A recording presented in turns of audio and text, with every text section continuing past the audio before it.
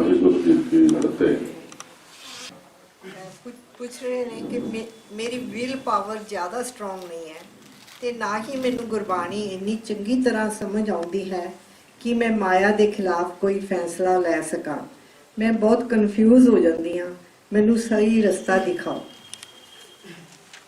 हाँ जी, जैसा इन्होंने पूछा है कि मैं मन करके कमजोर हाँ। मन साडा उदों कमजोर होता है जदों ये अपनी खुराक लैनी बंद कर देता है। मन की खुराक है अमृत रस, नाम रस, हर रस। मन कहते हैं मन का तोसा हर नाम है। हिरदे रखो समाल यही खर्च अखुट है गुरमुख के नाल। ते जदों इस नूं खुराक मिलनी बंद हो जाती है ते मन कमजोर हो जाता है। जिहड़ा मन कमजोर हो जाता वो जमा दे वस हो जाता है। मन कहते ने जिन हार हार हर रस नाम ना पाया ते भागहीन कंपास।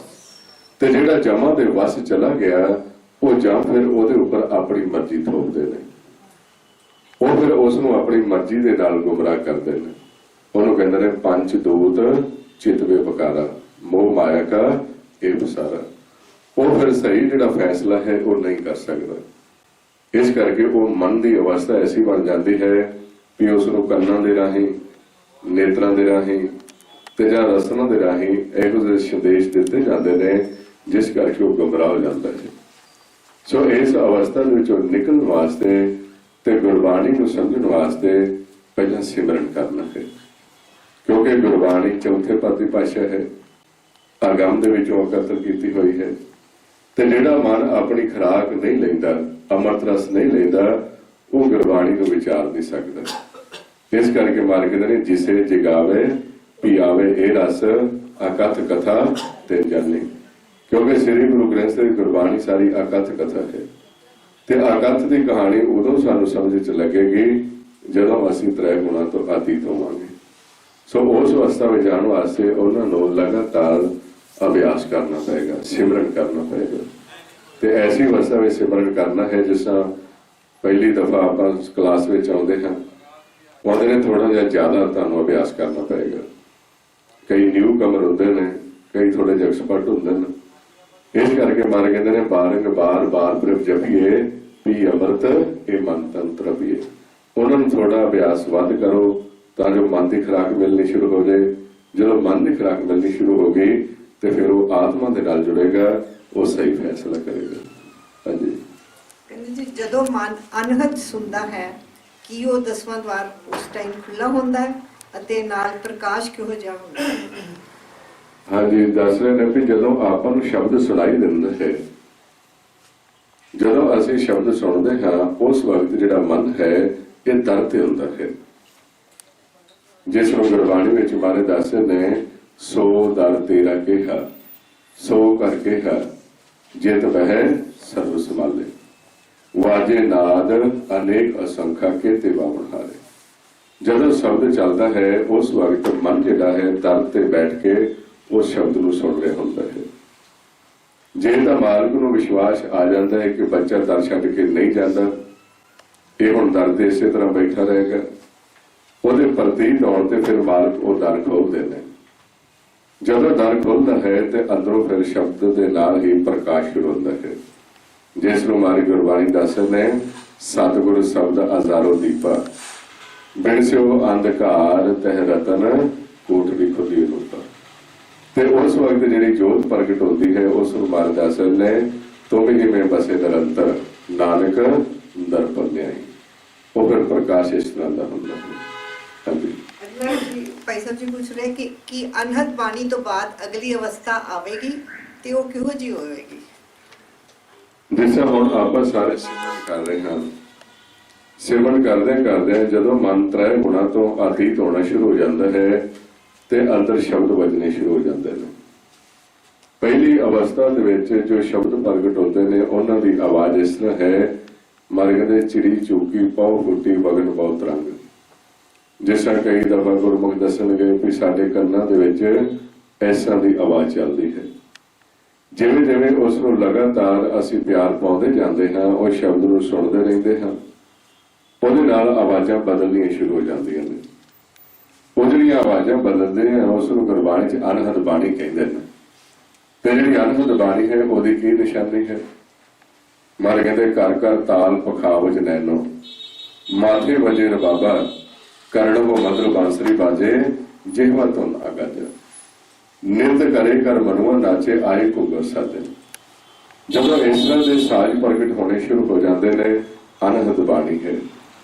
ਉਸ ਅਨਹਦ ਬਾਣੀ ਨੂੰ ਲਗਾਤਾਰ ਜੇ ਸੁਣੀ ਜਾਣਗੇ ਤੇ ਸ਼ਬਦ ਜਿਹੜਾ ਹੈ ਤੇਜ਼ ਹੁੰਦਾ ਜਾਏਗਾ। ਉਸ ਦੀ ਅਗਲੀ ਅਵਸਥਾ ਜਿਹੜੀ ਹੈ ਉਹ 5 ਸ਼ਬਦ ਪ੍ਰਗਟ ਹੋਣਗੇ। 5 ਸ਼ਬਦਾਂ ਦੀ ਨਿਸ਼ਾਨੀ ਮਹਾਰਾਜ ਦੱਸਦੇ ਨੇ, ਕਹਿੰਦੇ ਮਸਤਕ ਪਦਮ ਦੁਆਲੇ ਮਣੀ, ਮਾਹੇ ਨਿਰੰਜਨ ਤ੍ਰੈ ਭਵਨ ਤਨੀ। 5 ਸ਼ਬਦ ਨਿਰਮਾਇਲ ਬਾਜੇ, ਢੁਲਕੇ ਚਵਲ ਸੰਖ ਕੰਨ ਗਾਜੇ। ਤੇ ਜਦੋਂ ਤੁਸੀਂ ਇਹਨਾਂ ਸ਼ਬਦਾਂ ਵੱਲ ਧਿਆਨ ਲਾਓਗੇ ਤੇ ਸ਼ਬਦ ਜਿਹੜੇ ਘਨਘੋਰ ਪੈਣੀ ਸ਼ੁਰੂ ਹੋ ਜਾਂਦੀ ਹੈ। ਉਸ ਵਕਤ ਸ਼ਬਦ ਇੱਕ ਰਸ ਹੁੰਦਾ ਹੈ। ਤੇ ਜਦੋਂ ਸ਼ਬਦ ਇੱਕ ਰਸ ਹੋ ਜਾਂਦਾ ਹੈ ਉਸ ਨੂੰ ਗੁਰਬਾਣੀ 'ਚ ਸਹਿਜ ਧੁਨ ਕਹਿੰਦੇ ਨੇ, ਉਸ ਨੂੰ ਨਾਦ ਕਹਿੰਦੇ ਨੇ, ਉਸ ਨੂੰ ਮਾਰ ਕਹਿੰਦੇ ਨੇ ਅਨਹਦ ਬਾਣੀ ਨਾਦ ਵਜਾਇਆ। ਉਹ ਨਾਦ ਵਿੱਚ ਸਮਾਉਣ ਦੇ ਨਾਲ ਹੀ ਅੰਦਰਲਾ ਦਰ ਖੁੱਲੇਗਾ। ਉਸ ਨੂੰ ਮਾਰ ਕਹਿੰਦੇ ਨੇ ਏਕ ਸ਼ਬਦ ਮੇਰੇ ਪ੍ਰਾਣ ਬਸਤ ਹੈ, ਬਹੁਤ ਜਨਮ ਨਾਮ। ਜੇ ਲਗਾਤਾਰ ਤੁਸੀਂ ਸ਼ਬਦ ਦੇ ਉੱਪਰ ਆਸਣ ਲਾ ਕੇ ਬੈਠੋਗੇ ਤੇ ਸੁਭਾਵਿਕ ਹੀ ਜਦੋਂ ਸ਼ਬਦ ਨਾਲ ਮਨ ਜੁੜੇਗਾ ਤੇ ਅਗਲੀ ਸਟੇਜ ਆਪਣੇ ਆਪ ਹੀ ਆਏਗੀ। ਭਾਈ ਸਾਹਿਬ ਜੀ ਪੁੱਛ ਰਹੇ ਹਨ ਕਿ ਸਿਮਰਨ ਕਰਦੇ ਹੋਏ ਨੀਂਦ ਆ ਜਾਂਦੀ ਹੈ, ਕੀ ਸਮਝੀਏ? ਮਨ ਸੁਣ ਵਿੱਚ ਗਿਆ ਹੈ, ਜੇ ਗਿਆ ਹੈ ਤੇ ਕੁਝ ਸੁਣਦਾ ਨਹੀਂ, ਕੀ ਇਹ ਨੀਂਦ ਸਿਮਰਨ ਵਿੱਚ ਆਵੇਗੀ ਕਿ ਨੀਂਦ ਹੀ ਹੈ? ਇਹ ਨੀਂਦ ਵਿੱਚ ਤੇ ਸਹਿਜ ਦੇ ਵਿੱਚ ਇੱਥੇ ਥੋੜਾ ਜਿਹਾ ਅੰਤਰ ਹੁੰਦਾ ਹੈ। ਨੀਂਦ ਸਿੱਧੀ ਭਾਸ਼ਾ ਦੇ ਵਿੱਚ ਆਪਾਂ ਜਿਸ ਤਰ੍ਹਾਂ ਸਿਮਰਨ ਤੋਂ ਬਗੈਰ ਹੀ ਸੌ ਜਾਂਦੇ ਹਾਂ ਤੇ ਸੌਣ ਤੋਂ ਬਾਅਦ ਅੰਦਰ ਸੂਖਮ ਵਿਚਾਰ ਸ਼ੁਰੂ ਹੋ ਜਾਂਦੇ ਨੇ, ਜਿਹਨਾਂ ਨੂੰ ਕਈ ਆਪਾਂ ਸੁਪਨੇ ਕਹਿ ਦਿੰਦੇ ਹਾਂ। ਲੇਕਿਨ ਜਦੋਂ ਅਸੀਂ ਸਿਮਰਨ ਕਰਦੇ ਹਾਂ ਸਰੀਰ ਛੱਡਦੇ ਹਾਂ, ਉਸ ਨੂੰ ਗੁਰਬਾਣੀ 'ਚ ਕਹਿੰਦੇ ਨੇ ਸਹਿਜ। ਤੇ ਜਦੋਂ ਅਸੀਂ ਪੂਰੀ ਸਹਿਜ ਵਿੱਚ ਚਲੇ ਜਾਂਦੇ ਹਾਂ ਉਸ ਨੂੰ ਕਹਿੰਦੇ ਨੇ ਸੁਣਨਾ। ਸਿਮਰਨ ਕਰਦੇ ਜਿਹੜਾ ਮਨ ਹੈ ਇਹ ਸੁਣ ਵਿੱਚ ਸਮਾ ਜਾਂਦਾ ਹੈ। ਜਦੋਂ ਅਸੀਂ ਸੁਣ ਵਿੱਚ ਸਮਾਉਂਦੇ ਹਾਂ ਉੱਥੇ ਮਨ ਦਾ ਆਪਾ ਖਤਮ ਹੋ ਜਾਂਦਾ ਹੈ। ਨਾ ਤਾਂ ਇੱਧਰ ਦੀ ਕੋਈ ਆਵਾਜ਼ ਰਹਿ ਜਾਂਦੀ ਹੈ ਤੇ ਨਾ ਅਗਲੇ ਪਾਸੋਂ ਹੀ ਹਾਲੇ ਕੋਈ ਸੁਣਾਈ ਦਿੰਦਾ ਹੈ। ਇਸ ਨੂੰ ਗੁਰਬਾਣੀ ਵਿੱਚ ਦੂਸਰੀ ਸੁਣ ਕਹਿੰਦੇ ਨੇ। ਇਸ ਨੂੰ ਮਾਰੇ ਗੁਰਬਾਣੀ ਦੱਸਦੇ ਨੇ, ਕਹਿੰਦੇ ਮਾਇਆ ਫਾਸ ਬੰਦ ਨਹੀਂ ਫਾਰੇ, ਅਰ ਮਨ ਸੁਣ ਨਾ ਲੁਕੇ, ਆਪਾ ਪਦ ਨਿਰਵਾਣ ਨ ਚੀਨੇ, ਇਨ ਬਿਦ ਅਭਿਰ ਨ ਚੁਕੇ।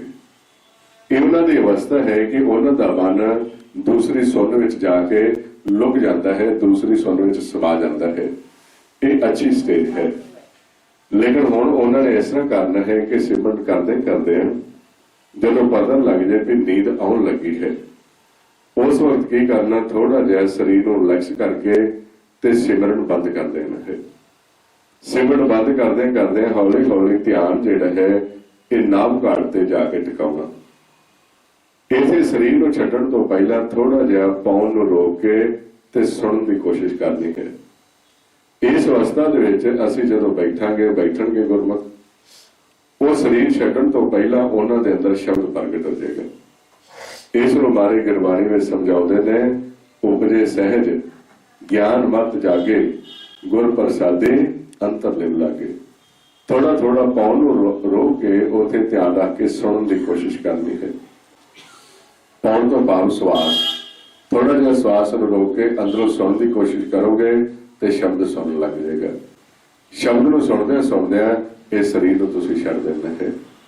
ਇਥੋਂ ਅਗਲੀ ਅਵਸਥਾ ਵਿੱਚ ਆਪਾਂ ਪ੍ਰਵੇਸ਼ ਹੋਣਾ, ਜਿਸ ਨੂੰ ਤੀਸਰੀ ਸੁਣ ਕਹਿੰਦੇ ਨੇ। ਇਹ ਪਹਿਲੀ, ਦੂਸਰੀ ਤੇ ਤੀਸਰੀ ਤੇ ਚੌਥੀ ਸੁਣ ਵਿੱਚ ਆਪਾਂ ਜਾਣਾ, ਜਿੱਥੇ ਪ੍ਰਕਾਸ਼ ਹੋਣਾ ਹੈ। ਇਹ 4 ਸੁਣਨਾ ਗੁਰਬਾਣੀ ਦੱਸੀਆਂ ਹੋਈਆਂ। ਮਾਰ ਕਹਿੰਦੇ ਨੇ ਅੰਤਰ ਸੁਣਨ, ਬਾਹਰ ਸੁਣਨ, ਤ੍ਰੈ ਭਵਨ ਸੁਣ ਮਸੁਣ, ਚੌਥੇ ਸੁਣਨੇ ਜੋ ਨਾ ਜਾਣੇ ਤਾਕੂ ਪਾਪ ਨਾ ਪੁੰਨ।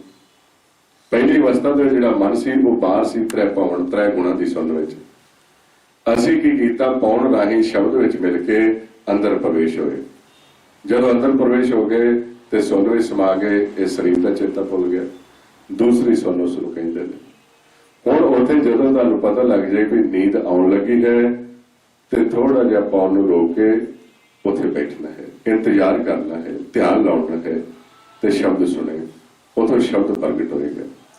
ਉਹ ਜਿਹੜਾ ਸ਼ਬਦ ਹੈ ਉਹ ਅਗਲੇ ਪਾਸੇ ਤੀਸਰੀ ਸੁਣ ਵਿੱਚ ਲੈ ਕੇ ਚੱਲੇਗਾ। ਉਸ ਨੂੰ ਮਾਰੇ ਗੁਰਬਾਣੀ ਵਿੱਚ ਅਗਲੀ ਅਵਸਥਾ ਦੱਸਦੇ ਨੇ, ਕਹਿੰਦੇ ਅਨਹਦੋ ਅਨਹਦ ਵਾਜੇ ਰੁਣ ਝੁਣਕਾਰੇ ਰਾਮ, ਮੇਰਾ ਮਨ ਮਨੋ ਮਨ ਰਾਤਾ ਲਾਲ ਪਿਆਰੇ ਰਾਮ, ਮਨ ਰਾਤਾ ਮਨ ਬੈਰਾਗੀ ਸੁਨ ਮੰਡਲ ਕਰ ਪਾਇਆ। ਉੱਥੇ ਫਿਰ ਆਪਾਂ ਜਾਣਾ ਹੈ, ਇਹ ਅਵਸਥਾ ਕਰਨੀ ਹੈ ਕਿ ਜਦੋਂ ਵੀ ਸਹਿਜ ਆਉਣ ਲੱਗੇ, ਨੀਂਦ ਆਉਣ ਲੱਗੇ, ਥੋੜਾ ਜਿਹਾ ਪਾਉਣ ਨੂੰ ਰੋਕ ਕੇ ਨਾਮ ਦੇ ਆਸਣ ਲਾ ਕੇ ਤੇ ਸੁਣਨ ਦੀ ਕੋਸ਼ਿਸ਼ ਕਰਨੀ ਹੈ। ਹਾਂਜੀ ਭਾਈ ਸਾਹਿਬ ਜੀ ਪੁੱਛ ਰਹੇ ਹਨ ਕਿ ਧਿਆਨ ਤੇ ਸੁਰਤੀ ਕੀ ਇੱਕੋ ਹੀ ਚੀਜ਼ ਆ? ਧਿਆਨ, ਮਨ, ਸੁਰਤ, ਮਨ ਤੇ ਬੁੱਧ ਇਹ ਇੱਕ ਹੀ ਅਵਸਥਾ ਹੈ, ਲੇਕਿਨ ਇਹਨਾਂ ਦੀ ਡਿਊਟੀ ਦੇ ਵਿੱਚ ਫਰਕ ਹੈ। ਕਈ ਦਫਾ ਜਦੋਂ ਅਸੀਂ ਵਿਚਾਰਾਂ ਵਿੱਚ ਚਲੇ ਜਾਂਦੇ ਹਾਂ ਉਸ ਨੂੰ ਮਨ ਕਹਿ ਦਿੰਦੇ ਨੇ, ਜਦੋਂ ਅਸੀਂ ਥੋੜਾ ਦੂਰ ਸਫ਼ਰ ਕਰਦੇ ਹਾਂ ਉਸ ਨੂੰ ਸੁਰਤ ਕਹਿ ਦਿੰਦੇ ਨੇ, ਜਦੋਂ ਅਸੀਂ ਕਿਸੇ ਦੀ ਗੱਲ ਸੁਣਦੇ ਹਾਂ ਉਸ ਨੂੰ ਮਤ ਕਹਿੰਦੇ ਨੇ, ਜਦੋਂ ਸੁਣੀ ਹੋਈ ਗੱਲ ਕਿਸੇ ਨੂੰ ਦੱਸਦੇ ਹਾਂ ਉਸ ਨੂੰ ਬੁੱਧੀ ਕਹਿੰਦੇ ਨੇ, ਤੇ ਜਦੋਂ ਅਸੀਂ ਪਰਮਾਰਥ ਦੇ ਰਸਤੇ ਚੱਲਦੇ ਹਾਂ ਉਸ ਨੂੰ ਇਹ ਜਿਹੜਾ ਮਨ ਹੈ, ਸੁਰਤ ਹੈ, ਧਿਆਨ ਹੈ, ਇੱਕ ਹੀ ਹੈ। ਜਿੰਨੀ ਦੇਰ ਤੱਕ ਜਿਹੜਾ ਸੁਰਤ ਜਿਹੜੀ ਹੈ ਤ੍ਰੈ ਗੁਣਾਂ ਦੇ ਵਿੱਚ ਖਿੰਡੀ ਰਹਿੰਦੀ ਹੈ, ਫੁਰਨੇ ਚੱਲਦੇ ਰਹਿੰਦੇ ਨੇ। ਜਦੋਂ ਅਸੀਂ ਇਹਨੂੰ ਤ੍ਰੈ ਗੁਣਾਂ ਦੇ ਵਿੱਚੋਂ ਇੱਕ ਸੁਰ ਕਰਨਾ ਚਾਹੁੰਦੇ ਹਾਂ ਇਹਨੂੰ ਧਿਆਨ ਕਹਿੰਦੇ ਨੇ। ਉਸ ਵਕਤ ਸਾਨੂੰ ਕਹਿੰਦੇ ਨੇ ਹੁਣ ਅੱਜ ਤੋਂ ਤੁਸੀਂ ਆਪਣਾ ਜਿਹੜਾ ਧਿਆਨ ਹੈ ਇਹ ਧੁਨ ਵਿੱਚ ਰੱਖਣਾ, ਆਵਾਜ਼ ਵਿੱਚ ਰੱਖਣਾ ਹੈ। ਜਿਸ ਨੂੰ ਮਾਰ ਕਹਿੰਦੇ ਨੇ ਧੁਨ ਮੈਂ ਧਿਆਨ। ਧਿਆਨ ਕੀ ਹੈ? ਮਨ। ਵੀ ਆਪਣਾ ਜਿਹੜਾ ਮਨ ਹੈ, ਧਿਆਨ ਜਿਹੜਾ ਹੈ, ਤੁਸੀਂ ਆਪਣੀ ਆਵਾਜ਼ ਵਿੱਚ ਲੀਨ ਹੋਣਾ ਹੈ। ਤੇ ਧਿਆਨ ਮੈਂ ਜਾਣਿਆ, ਧਿਆਨ ਦੀ ਅਵਸਥਾ ਦੇ ਵਿੱਚ ਜਾ ਕੇ ਹੀ ਅਸੀਂ ਸਾਰੀ ਖੋਜ ਕਰਨੀ ਹੁੰਦੀ ਹੈ ਸ਼ਬਦ ਦੀ। ਸ਼ਬਦ ਵਿੱਚ ਸਮਾਉਣ ਤੋਂ ਬਾਅਦ ਅੰਦਰ ਜੋ ਦੇਖਣਾ ਹੈ ਇਹ ਇੱਕ ਹੀ ਚੀਜ਼ ਹੈ। ਭਾਈ ਸਾਹਿਬ ਜੀ ਪੁੱਛ ਰਹੇ ਹਨ ਕਿ ਗੁਰੂ ਦੇ ਚਰਨ ਹਿਰਦੇ ਧਿਆਵੇ, ਇਸ ਦਾ ਕੀ ਅਰਥ ਹੈ? ਇਹ ਮਹਾਰਾਜ ਨੇ ਆਪਾਂ ਨੂੰ ਸਮਝਾਇਆ ਵੀ ਚਰਨ, ਵੀ ਗੁਰ ਕੇ ਜਿਹੜੇ ਚਰਨ ਨੇ ਹਿਰਦੇ ਦੇ ਵਿੱਚ ਆਪਾਂ ਵਸਾਉਣੇ ਹੁੰਦੇ ਨੇ। ਇਹਦੇ ਸਪਸ਼ਟ ਕਰਨਾ ਬੜਾ ਜ਼ਰੂਰੀ ਹੈ ਵੀ ਗੁਰੂ ਦੇ ਚਰਨ ਕੀ ਨੇ। ਮਾਰ ਕਹਿੰਦੇ ਨੇ ਹਿਰਦੇ ਚਰਨ ਸ਼ਬਦ ਸਤਿਗੁਰ ਕੋ ਨਾਨਕ ਬੰਦੇ ਉਪਾਲ। ਜੋ ਗੁਰੂ ਦੇ ਚਰਨ ਨੇ ਉਹ ਹੈ ਅਨਹਦ ਸ਼ਬਦ, ਅਨਹਦ ਬਾਣੀ, ਜਿਸ ਨੂੰ ਨਾਦ ਕਹਿ ਦਿੱਤਾ ਹੈ। ਜਦੋਂ ਅਸੀਂ ਸਿਮਰਨ ਕਰਦੇ ਕਰਦੇ ਤ੍ਰੈ ਗੁਣਾਂ ਤੋਂ ਅਤੀਤ ਹੁੰਦੇ ਹਾਂ ਤੇ ਸਾਡੇ ਅੰਦਰ ਜਦੋਂ ਸ਼ਬਦ ਪ੍ਰਗਟ ਹੁੰਦਾ ਹੈ, ਨਾਦ ਪ੍ਰਗਟ ਹੁੰਦਾ ਹੈ, ਅਸੀਂ ਉਸ ਨੂੰ ਪਹਿਲੀ ਅਵਸਥਾ ਵਿੱਚ ਸੁਣ ਰਹੇ ਹਾਂ। ਉਸ ਵਕਤ ਸਾਡਾ ਜਿਹੜਾ ਮਨ ਹੈ ਇਹ ਸ਼ਬਦ ਗੁਰੂ ਦੀ ਸੇਵਾ ਕਰ ਰਿਹਾ ਹੁੰਦਾ ਹੈ, ਸ਼ਬਦ ਗੁਰੂ ਦੀ ਚਰਨਾਂ ਦੀ ਸੇਵਾ ਕਰ ਰਿਹਾ ਹੁੰਦਾ ਹੈ। ਇਸ ਨੂੰ ਗੁਰਬਾਣੀ ਦੇ ਵਿੱਚ ਮਹਾਰਾਜ ਸਮਝਾਉਣਾ ਕਰਦੇ ਨੇ, ਕਹਿੰਦੇ ਗੁਰ ਸੇਵਾ ਗੁਰ ਭਗਤ ਹੈ, ਬਿਰਲਾ ਬੁਝੇ ਕੋਏ। ਬਿਰਲਾ ਬਿਰਲਾ ਜਿਹੜਾ ਜੀਵ ਹੈ ਉਹ ਸ਼ਬਦ ਗੁਰੂ ਦੇ ਨਾਲ ਜੁੜਦਾ ਹੈ। ਤੇ ਜਦੋਂ ਅਸੀਂ ਸ਼ਬਦ ਨਾਲ ਜੁੜਦੇ ਹਾਂ ਉਥੋਂ ਹੀ ਅੰਮ੍ਰਿਤ ਆਉਣਾ ਸ਼ੁਰੂ ਹੋ ਜਾਂਦਾ ਹੈ। ਉਸ ਅਵਸਥਾ ਨੂੰ ਵੀ ਮਹਾਰਾਜ ਨੇ ਦੱਸਿਆ ਹੈ ਕਿ ਅਸੀਂ ਜਦੋਂ ਸ਼ਬਦ ਨਾਲ ਜੁੜਦੇ ਹਾਂ ਉਦੋਂ ਸਾਡੀ ਕੀ ਅਵਸਥਾ ਬਣਦੀ ਹੈ। ਬਿਨਵੰਤ ਨਾਨਕ ਗੁਰ ਚਰਨ ਲਾਗੇ ਵਾਜੇ ਅਨਹਦ ਦੂਰੇ। ਉਸ ਵਕਤ ਜਦੋਂ ਸ਼ਬਦ ਗੁਰੂ ਦੇ ਨਾਲ ਸਾਡੀ ਲਿਵ ਜਦੋਂ ਜੁੜ ਰਹੀ ਹੈ ਤੇ ਉਦੋਂ ਸ਼ਬਦ ਗੁਰੂ ਦੀ ਸੇਵਾ ਹੋ ਰਹੀ ਹੈ। ਅਸੀਂ ਉਹ ਸ਼ਬਦ ਨੂੰ ਉਹਨੂੰ ਲਗਾਤਾਰ ਅੰਦਰੋਂ ਸੁਣਦੇ ਰਹਿਣਾ ਹੁੰਦਾ ਹੈ ਤਾਂ ਜੋ ਮਨ ਜਿਹੜਾ ਹੈ ਇਹ ਸ਼ਬਦ ਗੁਰੂ ਦੀ ਸੇਵਾ ਦੇ ਵਿੱਚ ਹਾਜ਼ਰ ਹੈ। ਤੇ ਜੇ ਮਨ ਸ਼ਬਦ ਗੁਰੂ ਦੀ ਸੇਵਾ ਦੇ ਵਿੱਚ ਹਾਜ਼ਰ ਰਹੇਗਾ ਤੇ ਮਾਲਕ ਉਸ ਤੇ ਖੁਸ਼ ਹੁੰਦਾ ਹੈ, ਫਿਰ ਉਸ ਨੂੰ ਦਰ ਖੋਲ ਕੇ ਅੰਦਰ ਬੁਲਾਉਂਦੇ ਨੇ। ਇਸ ਕਰਕੇ ਸ਼ਬਦ ਤੋਂ ਭਾਵ, ਚਰਨ ਤੋਂ ਭਾਵ ਹੈ ਜਦੋਂ ਅਸੀਂ ਸ਼ਬਦ ਨੂੰ ਸੁਣਦੇ ਹਾਂ ਉਸ ਨੂੰ ਸੁਣਿਆ ਕਰੋ ਲਗਾਤਾਰ, ਉਹ ਗੁਰੂ ਦੀ ਸੇਵਾ ਹੋ ਰਹੀ ਹੈ। ਤੇ ਜੇ ਤੇ ਮਾਲਕ ਖੁਸ਼ ਹੋ ਜਾਂਦਾ ਹੈ ਉਸ ਨੂੰ ਇਹ ਸੇਵਾ ਬਖਸ਼ਿਸ਼ ਕਰਦਾ ਹੈ। ਜਿਹੜਾ ਵੀ ਗੁਰੂ ਦੀ ਸੇਵਾ ਕਰੇਗਾ ਉਹਨੂੰ ਫਿਰ ਮਾਲਕ ਆਪਣੇ ਘਰ ਵਿੱਚ ਬੁਲਾਉਂਦਾ ਹੈ। ਮਾਲਕ ਦੇ ਜੋ ਜਾਣਾ ਗੁਰ ਕੀ ਸੇਵਾ ਕਰੇ ਸੋ ਘਰ ਕੇ ਕੰਮ ਹਰ ਲਾਇਆ। ਉਹ ਘਰ ਦਾ ਕੰਮ ਕੀ ਹੈ? ਫਿਰ ਉਹਦੀ ਸਿਫਤ ਕਰਨੀ, ਉਹਦੀ ਸਲਾਹਤ ਕਰਨੀ, ਉਹਦਾ ਅਗਾ ਸੰਦੇਸ਼ ਦੇਣਾ। ਉਹ ਫਿਰ ਮਾਲਕ ਨੂੰ ਆਪਣੇ ਘਰ ਦੇ ਕੰਮ ਲਾ ਦਿੰਦਾ ਹੈ। ਹਾਂਜੀ ਹਾਂਜੀ ਵਾਹਿਗੁਰੂ ਜੀ ਪੁੱਛ ਰਹੇ ਹਨ ਕਿ ਜਿਹੜਾ ਵਿਅਕਤੀ ਸਿਮਰਨ ਕਰਦਾ ਹੈ ਕਿ ਉਸਦੇ ਵਾਸਤੇ ਪਾਠ ਕਰਨਾ ਵੀ ਜ਼ਰੂਰੀ ਹੈ? ਹਾਂਜੀ ਬਿਲਕੁਲ ਜ਼ਰੂਰੀ ਹੈ, ਕਿਉਂਕਿ ਪਾਠ ਹੈ ਜਿੱਥੋਂ ਸਾਨੂੰ ਗਿਆਨ ਮਿਲਦਾ ਹੈ। ਜੇ ਅਸੀਂ ਗੁਰੂ ਦੀ ਸ਼ਰਨ ਵਿੱਚ ਜਾਵਾਂਗੇ, ਗੁਰਬਾਣੀ ਨੂੰ ਰਸਤਾ ਪੁੱਛਾਂਗੇ ਤੇ ਰਸਤਾ ਪੁੱਛ ਕੇ ਉੱਥੇ ਚੱਲਾਂਗੇ, ਫਿਰ ਅਸੀਂ ਉਸ ਮੰਜ਼ਿਲ ਤੇ ਪਹੁੰਚ ਸਕਦੇ ਹਾਂ। ਇਸ ਵਾਸਤੇ ਸਭ ਤੋਂ ਪਹਿਲਾਂ ਜਦੋਂ ਅਸੀਂ ਗੁਰੂ ਦੀ ਸ਼ਰਨ ਵਿੱਚ ਜਾਂਦੇ ਹਾਂ ਤੇ ਗੁਰੂ ਨੂੰ ਰਸਤਾ ਪੁੱਛਣਾ ਹੁੰਦਾ ਹੈ। ਮਾਲਕ ਦੇ ਨਾਨਕ पूछ चलो गुर अपने जह प्रभ तह जाइए। कि ਅਸੀਂ परमात्मा ਨੂੰ मिलना चाहते हाँ, वो परमात्मा वो निरंकार किहो जिहा है, कित्थे है, किस तरह ਅਸੀਂ मिल सकते हाँ। ਤੇ ਜਦੋਂ ਅਸੀਂ ਪੁੱਛਦੇ ਹਾਂ ਫਿਰ ਉਹ ਸਾਨੂੰ ਸਮਝਾਉਂਦੇ ਨੇ, ਪਾਉਂਦੇ ਨੇ ਜਿਹੜਾ ਪਰਮਾਤਮਾ ਹੈ ਉਹ ਇੱਕ ਹੈ, ਉਸ ਦਾ ਕੋਈ ਰੂਪ ਨਹੀਂ, ਕੋਈ ਰੰਗ ਨਹੀਂ, ਕੋਈ ਰੇਖ ਨਹੀਂ, ਕੋਈ ਪੇਖ ਨਹੀਂ, ਕੋਈ ਚੱਕਰ ਨਹੀਂ, ਕੋਈ ਚਿੰਨ੍ਹ ਨਹੀਂ, ਤੇ ਉਹ ਸਾਰਾ ਪ੍ਰਕਾਸ਼ ਹੀ ਪ੍ਰਕਾਸ਼ ਹੈ। ਤੇ ਜਦੋਂ ਮਾਰੇ ਸਮਝਾਉਂਦੇ ਕੀ ਕਹਿ ਰਹੇ ਨੇ, ਕਹਿੰਦੇ ਤੇ ਸਰੂਪ ਨਾ ਰੇਖ ਨਾ ਰੰਗ ਕਿਛ ਤ੍ਰੈ ਗੁਣ ਤੇ ਪ੍ਰਭਿਨ। ਉਹਨਾਂ ਨੇ ਆਪਾਂ ਨੂੰ ਸਮਝਾਇਆ ਵੀ ਉਹ ਇੱਕ ਸੀ, ਇੱਕ ਤੋਂ ਹੀ ਸਾਰਾ ਪਸਾਰਾ ਹੋਇਆ ਹੈ। ਇਸ ਕਰਕੇ ਗੁਰੂ ਨਾਨਕ ਦੇਵ ਜੀ ਨੇ ਇੱਕ ਤੋਂ ਸ਼ੁਰੂ ਕੀਤਾ, ਕਹਿੰਦੇ ਇੱਕ ਓੰਕਾਰ। ਤੇ ਕਿਵੇਂ ਪਸਾਰਾ ਹੋਇਆ, ਕਹਿੰਦੇ ਸਤਨਾਮ। ਉਹਦੇ ਮੁਖ ਦੇ ਵਿੱਚੋਂ ਆਵਾਜ਼ ਆਈ ਜਿਸ ਨੂੰ ਨਾਮ ਕਹਿੰਦੇ ਨੇ। ਉਸ ਤੋਂ ਫਿਰ ਸ੍ਰਿਸ਼ਟੀ ਦੀ ਰਚਨਾ ਸ਼ੁਰੂ ਹੋ ਗਈ। ਉਹਨੂੰ ਕਰਤਾ ਪੁਰਖ ਕਹਿਣ ਲੱਗੇ। ਕਰਤਾ ਪੁਰਖ ਹੈ, ਨਿਰਭਉ ਹੈ, ਨਿਰਵੈਰ ਹੈ, ਅਕਾਲ ਮੂਰਤ ਹੈ, ਜੋਨਾਂ ਤੋਂ ਰਹਿਤ ਹੈ ਤੇ ਸਦਾ ਸੱਚ ਹੀ ਸੱਚ ਹੈ। ਉਹਦੇ ਕਿਸ ਤਰ੍ਹਾਂ ਮਿਲਿਆ ਜਾ ਸਕਦਾ ਉਸ ਨੂੰ? ਉਹਦੇ ਜਿਸ ਤਰ੍ਹਾਂ ਤੁਸੀਂ ਕਰਦੇ ਹੋ ਇਸ ਤਰ੍ਹਾਂ ਨਹੀਂ ਮਿਲਿਆ ਜਾ ਸਕਦਾ। ਉਹਦੇ ਤੁਸੀਂ ਕੀ ਕਰ ਰਹੇ ਹੋ? ਉਹਦੇ ਨੇ ਤੁਸੀਂ ਸਰੀਰ ਦੀ ਸੁਚਮਤਾ ਕਰਦੇ ਹੋ, ਇਹ ਚਮੜੇ ਨੂੰ ਧੋਈ ਜਾ ਰਹੇ ਹੋ, ਮਨ ਨੂੰ ਤੁਸੀਂ ਧੋਂਦੇ ਨਹੀਂ। ਮਰ ਕਹਿੰਦੇ ਨੇ ਸੋਚਿਆ ਸੋਚ ਨਾ ਹੋਵੇ, ਜੇ ਸੋਚੀ ਲੱਖ ਵਾਰ। ਉਹਨੇ ਤੁਸੀਂ ਚੁੱਪ ਕਰਕੇ ਬਹਿ ਜਾਂਦੇ ਹੋ, ਅੱਖਾਂ ਬੰਦ ਕਰ ਲੀਆਂ, ਮੂੰਹ ਤੇ ਕੱਪੜਾ ਲੈ ਲਿਆ। ਇਸ ਤਰ੍ਹਾਂ ਤੁਹਾਡੀ ਜਿਹੜੀ ਲਿਵ ਹੈ ਉਹ ਪਰਮਾਤਮਾ ਨਾਲ ਨਹੀਂ ਜੁੜ ਸਕਦੀ। ਚੁੱਪੇ ਚੁੱਪ ਨਾ ਹੋਵੇ, ਜੇ ਰਾਏ ਲਹਾ ਲਾਏ ਰਹਾ ਲਿਪਤਾ। ਫਿਰ ਤੁਸੀਂ ਰੋਟੀ ਪਾਣੀ ਦਾ ਤਿਆਗ ਕਰ ਦਿੰਦੇ ਹੋ, ਅੰਦਰੋਂ ਤ੍ਰਿਸ਼ਨਾ ਦੀ ਭੁੱਖ ਤੁਹਾਡੀ ਖਤਮ ਨਹੀਂ ਹੁੰਦੀ, ਤੇ ਭੁੱਖੇ ਰਹਿਣ ਨਾਲ ਭੁੱਖ ਨਹੀਂ ਉਤਰੇਗੀ। ਆਂਦੇ ਭੁੱਖਿਆਂ ਭੁੱਖ ਨਾ ਉਤਰੀ, ਜੇ ਬੰਨਾ ਪੁਰੀਆਂ ਪਾਰ। ਇਹ ਤੁਹਾਡੀਆਂ ਸਿਆਣਪਾਂ ਜਿਹੜੀਆਂ ਨੇ ਤੁਹਾਨੂੰ ਪਰਮਾਤਮਾ ਨਾਲ ਮਿਲਾ ਨਹੀਂ ਸਕਦੀਆਂ। ਸਹਿ ਸਿਆਣਪਾਂ ਲੱਖ ਹੋਏ ਤਾਂ ਇੱਕ ਨਾ ਚੱਲੇ। ਫਿਰ ਅਸੀਂ ਪੁੱਛਦੇ ਹਾਂ ਕਿਵੇਂ ਸਚਿਆਰਾ ਹੋਈਏ, ਵੀ ਕਿਵੇਂ ਮਿਲਿਆ ਜਾਏ। ਉਹਨੇ ਕਿਵੇਂ ਸਚਿਆਰਾ ਹੋਈਏ ਕਿ ਕੂੜੇ ਟੁੱਟੇ ਪਾਲ। ਤੇ ਫਿਰ ਆਪਾਂ ਨੂੰ ਸਮਝਾਉਂਦੇ, ਕਹਿੰਦੇ ਹੁਕਮ ਰਜਾਈ ਚੱਲਣਾ ਨਾਨਕ ਲਿਖਿਆ। ਤੇ ਤੁਸੀਂ ਹੁਕਮ ਦੀ ਖੋਜ ਕਰੋ, ਹੁਕਮ ਦੇ ਵਿੱਚ ਆਓ। ਤੇ ਹੁਕਮ ਦੇ ਵਿੱਚ ਕਿਵੇਂ ਆਉਣਾ ਹੈ ਉਹ ਫਿਰ ਆਪਾਂ ਨੂੰ ਸਾਰਾ ਗੁਰਬਾਣੀ ਵਿੱਚ ਦੱਸਿਆ। ਇਸ ਕਰਕੇ ਜਦੋਂ ਵੀ ਆਪਣੇ ਕੋਲ ਸਮਾਂ ਹੈ ਤੁਸੀਂ ਗੁਰਬਾਣੀ ਪੜ੍ਹਨੀ ਹੈ, ਉਹਨੂੰ ਵਿਚਾਰਨਾ ਹੈ, ਤੇ ਵਿਚਾਰ ਕੇ ਉਸ ਮਾਰਗ ਦੀ ਖੋਜ ਕਰਨੀ ਹੈ ਜਿਸ ਮਾਰਗ ਤੇ ਚੱਲ ਕੇ ਅਸੀਂ ਪਰਮਾਤਮਾ ਨਾਲ ਮਿਲਾਪ ਕਰ ਸਕਦੇ ਹਾਂ। ਹਾਂਜੀ ਜੀ, ਅਗਲਾ ਕੁਐਸਚਨ ਹੈ ਕਿ ਮਨ ਵਿਚਾਰਾਂ ਵਿੱਚ ਰਹਿੰਦਾ ਹੈ, ਇਸ ਦਾ ਕੋਈ ਰਸਤਾ ਹੈ ਕਿ ਵਿਚਾਰ ਖਤਮ ਹੋ ਜਾਣ?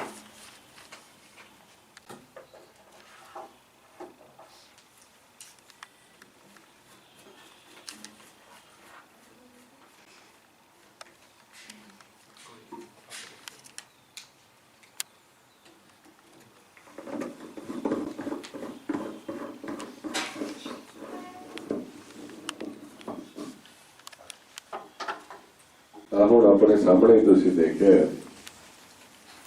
ਕਿ ਇਹੀ ਆਪਣੇ ਜੀਵਨ ਦਾ ਸਾਰਾ ਖੇਡ ਹੈ ਕਿ ਜੇ ਆ ਬੈਟਰੀ ਡਾਊਨ ਹੋ ਗਈ ਤੇ ਸਾਰਾ ਸਿਸਟਮ ਬੰਦ ਹੋ ਜਾਂਦਾ ਹੈ। ਇਸੇ ਅਵਸਥਾ ਦੇ ਵਿੱਚ ਇਹ ਸਵਾਸ ਹੀ ਸਾਰਾ ਖੇਲ ਨੇ, ਤੇ ਜੇ ਸਵਾਸ ਖਤਮ ਹੋ ਗਏ ਤਾਂ ਸਾਰਾ ਕੁਝ। ਹੁਣ ਤੁਸੀਂ ਕੀ ਪੁੱਛ ਰਹੇ ਸੀ? ਹਾਂਜੀ, ਮਨ ਵਿਚਾਰਾਂ ਵਿੱਚ ਰਹਿੰਦਾ ਹੈ, ਇਸ ਦਾ ਕੋਈ ਰਸਤਾ ਹੈ ਕਿ ਵਿਚਾਰ ਖਤਮ ਹੋ ਜਾਣ? ਮਨ ਜਿਹੜੇ ਵਿਚਾਰ ਚੱਲਦੇ ਨੇ, ਪਹਿਲਾਂ ਆਪਾਂ ਸਮਝਣਾ ਹੈ ਕਿ ਕਿਵੇਂ ਚੱਲਦੇ ਨੇ, ਕਿੱਥੋਂ ਚੱਲਦੇ ਨੇ। ਜਦੋਂ ਮਨ ਪਾਉਣ ਵਿੱਚ ਆ ਕੇ ਮਿਲਦਾ ਹੈ ਉਦੋਂ ਹੀ ਤ੍ਰੈ ਗੁਣਾਂ ਦੇ ਵਿਚਾਰ ਸ਼ੁਰੂ ਹੁੰਦੇ ਨੇ, ਕਿਉਂਕਿ ਜਿਹੜੀ ਪਾਉਣ ਹੈ ਇਸ ਦਾ ਸੰਤੁਲਨ ਵਿਗੜਿਆ ਹੋਇਆ ਹੈ। ਇੱਕ ਪਾਸੇ ਪਾਉਣ ਵੱਧ ਜਾ ਰਹੀ ਹੈ, ਇੱਕ ਪਾਸੇ ਘਟ ਜਾ ਰਹੀ ਹੈ, ਜਿਸ ਕਰਕੇ ਪਾਉਣ ਦਾ ਸੰਤੁਲਨ ਵਿਗੜਨ ਕਰਕੇ ਜੇ ਤਾਂ ਮਨ ਸੱਜੇ ਪਾਸੇ ਚਲਾ ਗਿਆ ਤੇ ਅਗਨ ਵੱਧ ਗਈ, ਤਮੋਗੁਣੀ ਹੋ ਜਾਏਗਾ। ਜੇਕਰ ਮਨ ਖੱਬੇ ਪਾਸੇ ਚਲਾ ਗਿਆ ਤੇ ਰਜੋਗੁਣੀ ਹੋ ਜਾਏਗਾ।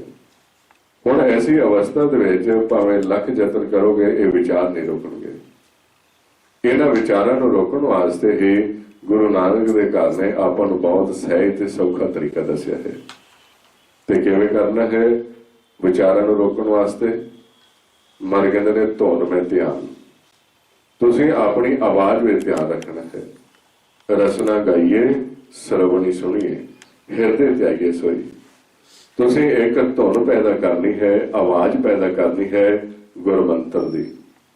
ਜਦੋਂ ਅਸੀਂ ਗੁਰਮੰਤਰ ਬੋਲਦੇ ਹਾਂ ਵਾਹਿਗੁਰੂ, ਇੱਕ ਧੁਨ ਪੈਦਾ ਹੁੰਦੀ ਹੈ।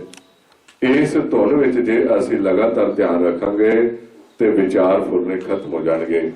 ਮਨ ਖੱਬੇ ਸੱਜੇ ਛੱਡ ਕੇ ਸਿੱਧਾ ਹੀ ਸ਼ਬਦ ਵਿੱਚ ਲੀਨ ਹੁੰਦਾ ਜਾਏਗਾ। ਜਿਵੇਂ ਜਿਵੇਂ ਅਸੀਂ ਸ਼ਬਦ ਵਿੱਚ ਲੀਨ ਹੋਈ ਜਾਵਾਂਗੇ ਸਹਿਜ ਅਵਸਥਾ ਪੈਦਾ ਹੁੰਦੀ ਜਾਏਗੀ ਤੇ ਜਦੋਂ ਅਸੀਂ ਪੂਰਨ ਸਹਿਜ ਵਿੱਚ ਚਲੇ ਗਏ ਉੱਥੇ ਬਿਲਕੁਲ ਅਫੁੱਲ ਅਵਸਥਾ ਹੋ ਜਾਏਗੀ। ਬਿਲਕੁਲ ਇਹ ਵਿਚਾਰਾਂ ਤੋਂ ਮੁਕਤ ਹੋ ਜਾਵਾਂਗੇ, ਨਿਰਵਿਚਾਰ ਹੋ ਜਾਵਾਂਗੇ। ਉਸ ਅਵਸਥਾ ਨੂੰ ਮਾਰੇ ਕਹਿੰਦੇ ਨੇ ਕਬੀਰ ਉਨਮੁਨ ਮਨੁਆ ਸੁਨ ਸਮਾਨਾ ਦੁਬਦਾ ਦੁਰਮਤ ਭਾਗੀ ਕਹੋ ਕਬੀਰ ਅਨੁਭਵ ਇੱਕ ਦੇਖਿਆ RAM ਨਾਮ ਲਿਵ ਲਾਗੀ। ਉਹਦੇ ਫਿਰ ਅਸੀਂ ਨਾਮ ਨਾਲ ਜੁੜਾਂਗੇ। ਇਹ ਸਾਡੇ ਅੰਦਰ ਵਿਚਾਰਾਂ ਦਾ ਹੀ ਸ਼ੋਰ ਹੈ, ਇਹ ਫੁਰਨਿਆਂ ਦਾ ਹੀ ਸ਼ੋਰ ਇੰਨਾ ਜ਼ਿਆਦਾ ਹੈ ਕਿ ਸਾਨੂੰ ਉਹ ਨਾਮ ਸੁਣਾਈ ਨਹੀਂ ਦੇ ਰਿਹਾ, ਸਾਨੂੰ ਉਹ ਸ਼ਬਦ ਸੁਣਾਈ ਨਹੀਂ ਦੇ ਰਿਹਾ। ਤੇ ਵਿਚਾਰ ਇਹ ਉਦੋਂ ਹੀ ਪੈਦਾ ਹੁੰਦੇ ਨੇ ਜਦੋਂ ਇਹ ਮਨ ਦਾ ਸੰਤੁਲਨ ਵਿਗੜਦਾ ਹੈ ਤੇ ਇਹਨਾਂ ਦੇ ਵਸ ਆ ਜਾਂਦਾ ਹੈ। ਮਾਰ ਕਹਿੰਦੇ ਪੰਜ ਦੂਤ ਚਿਤਵੇ ਬਕਾਰਾ ਮੋਹ ਮਾਇਆ ਕਾ ਇਹ ਪਸਾਰਾ। ਇਸ ਕਰਕੇ ਇਹਨਾਂ ਵੱਲੋਂ ਧਿਆਨ ਹਟਾ ਕੇ ਅਸੀਂ ਸ਼ਬਦ ਵਿੱਚ ਲੀਨ ਹੋ ਜਾਣਾ ਹੈ। ਇੰਨਾ ਕੰਸਨਟਰੇਟ ਕਰ ਲੈਣਾ ਕਿ ਬਿਲਕੁਲ ਹੀ ਇੱਧਰ ਧਿਆਨ ਨਾ ਜਾਵੇ, ਇਹ ਚੁੱਪ ਕਰ ਜਾਣ, ਪਾਉਣ ਨਾਲੋਂ ਅਸੀਂ ਵੱਖ ਹੋ ਜਾਈਏ ਤੇ ਪੂਰਨ ਸਹਿਜ ਵਿੱਚ ਜਾ ਕੇ ਬੈਠੀਏ। ਵਿਚਾਰ ਰੁਕਣਗੇ। ਉਸ ਨੂੰ ਮਾਰ ਕੇ ਗੁਰਬਾਣੀ ਵਿੱਚ ਆਪਾਂ ਨੂੰ ਸਮਝਾਉਂਦੇ ਨੇ ਉਹ ਅਵਸਥਾ ਹੈ ਵਿਚਾਰ ਮਾਰੇ ਤਰੇ ਤਾਰੇ।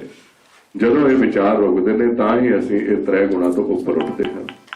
ਜੇ ਵਿਚਾਰ ਨਹੀਂ ਰੁਕਦੇ ਤੇ ਮਨ ਤ੍ਰੈ ਗੁਣਾ ਦੇ ਵਿੱਚ ਚੱਲਦਾ ਪਿਆ ਹੈ ਤੇ ਤ੍ਰੈ ਗੁਣਾ ਦੇ ਵਿੱਚ ਜੁੜਿਆ ਨਹੀਂ ਜਾ ਸਕਦਾ।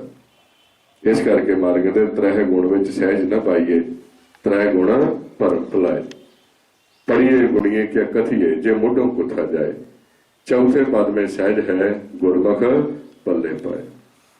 ਹੁਣ ਐਸੀ ਅਵਸਥਾ ਵਿੱਚ ਹੌਲੀ ਹੌਲੀ ਇਹਨਾਂ ਵਿਚਾਰਾਂ ਨਾਲ ਜੀਵ ਦਾ ਪਿਆਰ ਹੀ ਨਾ ਪੈ ਜਾਂਦਾ ਹੈ, ਇਸ ਮਾਇਆ ਦੇ ਨਾਲ ਪਿਆਰ ਹੀ ਨਾ ਪੈ ਜਾਂਦਾ ਹੈ। ਉਹ ਚਾਹ ਕੇ ਵੀ ਇਸ ਨੂੰ ਛੱਡ ਨਹੀਂ ਸਕਦਾ। ਤੇ ਉਸ ਵਾਸਤੇ ਪਹਿਲਾਂ ਲਗਾਤਾਰ ਆਪਾਂ ਨੂੰ ਸੰਗਤ ਕਰਨੀ ਪਏਗੀ, ਜਿਸ ਤਰ੍ਹਾਂ ਗੁਰਮੁਖਾਂ ਦੀ ਸੰਗਤ, ਜਿਸ ਵਿੱਚ ਆਪਾਂ ਪਰਮਾਤਮਾ ਦੀ ਵਡਿਆਈ ਨਿਰੰਕਾਰ ਦੀ ਉਸਤਤ ਸੁਣਦੇ ਹਾਂ। ਵਾਰ-ਵਾਰ ਜਦੋਂ ਅਸੀਂ ਕਥਾ ਦੇ ਰੂਪ ਵਿੱਚ ਸੁਣਾਂਗੇ, ਕੀਰਤਨ ਦੇ ਰੂਪ ਵਿੱਚ ਸੁਣਾਂਗੇ, ਫਿਰ ਸੁਭਾਵਿਕ ਹੀ ਸਾਡੇ ਅੰਦਰ ਚਾਹ ਪੈਦਾ ਹੋਏਗਾ ਅਸੀਂ ਉਸ ਨੂੰ ਮਿਲੀਏ। ਤੇ ਮਿਲਣ ਵਾਸਤੇ ਜਦੋਂ ਅਸੀਂ ਸ਼ਬਦ ਸੁਰਤੀ ਦੇ ਮਾਰਗ ਤੇ ਚੱਲਾਂਗੇ ਇਹ ਵਿਚਾਰ ਹੌਲੀ ਹੌਲੀ ਘਟਣੇ ਸ਼ੁਰੂ ਹੋ ਜਾਣਗੇ। ਇਸ ਕਰਕੇ ਜ਼ਰੂਰੀ ਹੈ ਜੇ ਵਿਚਾਰ ਜ਼ਿਆਦਾ ਹੁੰਦੇ ਨੇ ਤੇ ਸੰਗਤ ਜਿਹੜੀ ਹੈ ਲਗਾਤਾਰ ਕਰਿਆ ਕਰੋ, ਵੱਧ ਸੰਗਤ ਕਰਿਆ ਕਰੋ। ਹਾਂਜੀ ਵਾਹਿਗੁਰੂ ਜੀ ਪੁੱਛ ਰਹੇ ਹਨ ਕਿ ਕਈ ਵਾਰ ਮੈਨੂੰ ਪ੍ਰਕਾਸ਼ ਵਿੱਚ ਆਪਣਾ ਚਿਹਰਾ ਦਿਖਾਈ ਦਿੰਦਾ ਹੈ ਅਤੇ ਨਾਲੇ ਅਸਮਾਨ ਵਿੱਚ ਕਈ ਵਾਰੀ ਝਿਲਮਿਲ ਤਾਰੇ ਵੀ ਦਿਸਦੇ ਹਨ, ਇਹ ਕੀ ਹੈ? ਜਦੋਂ ਅਸੀਂ ਲਗਾਤਾਰ ਅੰਤਰਗਤ ਪ੍ਰਵੇਸ਼ ਹੁੰਦੇ ਹਾਂ ਜਿੱਥੇ ਆਪਣੀ ਨਾਭੀ ਹੈ, ਜਿੱਥੋਂ ਇਹ ਸ਼ਬਦ ਆ ਕੇ ਪ੍ਰਵੇਸ਼ ਹੁੰਦਾ ਹੈ ਆਤਮਾ ਦੇ ਰਾਹੀਂ, ਤੇ ਜਦੋਂ ਅਸੀਂ ਨਵ ਘਾਟ ਦੇ ਆਸਣ ਲਾ ਕੇ ਬੈਠਦੇ ਹਾਂ ਇੱਥੋਂ ਹੀ ਇਹ ਝਿਲਮਿਲ ਪ੍ਰਕਾਸ਼ ਸ਼ੁਰੂ ਹੁੰਦਾ ਹੈ। ਜਿਸ ਨੂੰ ਮਾਰੇ ਕਹਿੰਦੇ ਨੇ ਜੇ ਝਿਲਮਿਲ ਕਾਰ ਸੰਤਾ ਤੇ ਅਨਹਦ ਸ਼ਬਦ ਵਜੰਤਾ। ਉਹ ਜਿਹੜਾ ਝਿਲਮਿਲ ਪ੍ਰਕਾਸ਼ ਹੋ ਰਿਹਾ ਹੈ ਉਹ ਸਹੀ ਪ੍ਰਕਾਸ਼ ਹੁੰਦਾ ਹੈ। ਉਸ ਨੂੰ ਅਸੀਂ ਦੇਖਣਾ ਸ਼ੁਰੂ ਕਰ ਦੇਣਾ ਹੈ। ਜੇ ਲਗਾਤਾਰ ਉਸ ਨੂੰ ਤੁਸੀਂ ਦੇਖੀ ਜਾਓਗੇ ਉਹ ਪ੍ਰਕਾਸ਼ ਜਿਹੜਾ ਹੈ ਇੱਕਦਮ ਖਲੋਣਾ ਸ਼ੁਰੂ ਹੋ ਜਾਂਦਾ ਹੈ, ਰੁਕ ਜਾਂਦਾ ਹੈ। ਉਸ ਪ੍ਰਕਾਸ਼ ਨੂੰ ਗੁਰਬਾਣੀ ਦੇ ਵਿੱਚ ਆਤਮ ਪ੍ਰਕਾਸ਼ ਕਹਿੰਦੇ ਨੇ, ਜਿਸ ਨੂੰ ਮਾਰੇ ਗੁਰਬਾਣੀ ਦੱਸਣ ਨੇ ਕਹਿੰਦੇ ਗੁਰਮੁਖਾ ਅੰਦਰ ਸਹਿਜ ਹੈ ਮਨ ਚੜਿਆ ਦਸਵੇਂ ਆਕਾਸ਼ ਤਿੱਥੇ ਊਂਘ ਨਾ ਭੁੱਖ ਹੈ ਹਰ ਅੰਮ੍ਰਿਤ ਨਾਮ ਸੁਖਵਾਸ ਨਾਨਕ ਦੁਖ ਸੁਖ ਵਿਆਪਤ ਨਹੀਂ ਤਿੱਥੇ ਆਤਮ ਰਾਮ ਪ੍ਰਗਾਸ। ਉਹਨੂੰ ਸਿਰਫ ਅਸੀਂ ਦੇਖ ਹੀ ਜਾਣਾ ਹੈ। ਉਸ ਪ੍ਰਕਾਸ਼ ਨੂੰ ਜਦੋਂ ਲਗਾਤਾਰ ਦੇਖੋਗੇ ਕਿਸ ਤਰ੍ਹਾਂ ਦਾ ਪ੍ਰਕਾਸ਼ ਹੋਏਗਾ? ਉਹ ਕਹਿੰਦੇ ਨੇ ਜਿਉਂ ਨਿਸ ਦਾਮਨ ਚਮਕ ਚੰਦੈਨ ਦੇਖੇ ਐਨਸ ਜੋਤ ਨਿਰੰਤਰ ਦੇਖੇ। ਜਦੋਂ ਤੁਸੀਂ ਉਸ ਨੂੰ ਦੇਖੋਗੇ ਤੇ ਚੰਦਰਮਾ ਦੀ ਚਾਂਦਨੀ ਤਰ੍ਹਾਂ ਚਿੱਟਾ ਪ੍ਰਕਾਸ਼ ਹੋਏਗਾ। ਜੇ ਉਸ ਪ੍ਰਕਾਸ਼ ਦੇ ਵਿੱਚ ਤੁਹਾਨੂੰ ਕੋਈ ਸਰੂਪ ਕੋਈ ਨਜ਼ਰ ਆਉਂਦਾ ਹੈ ਤੇ ਉਥੇ ਮਾਇਆ ਇਹ ਸਾਰਾ ਰੂਪ ਅਖਤਿਆਰ ਕਰਦੀ ਹੈ।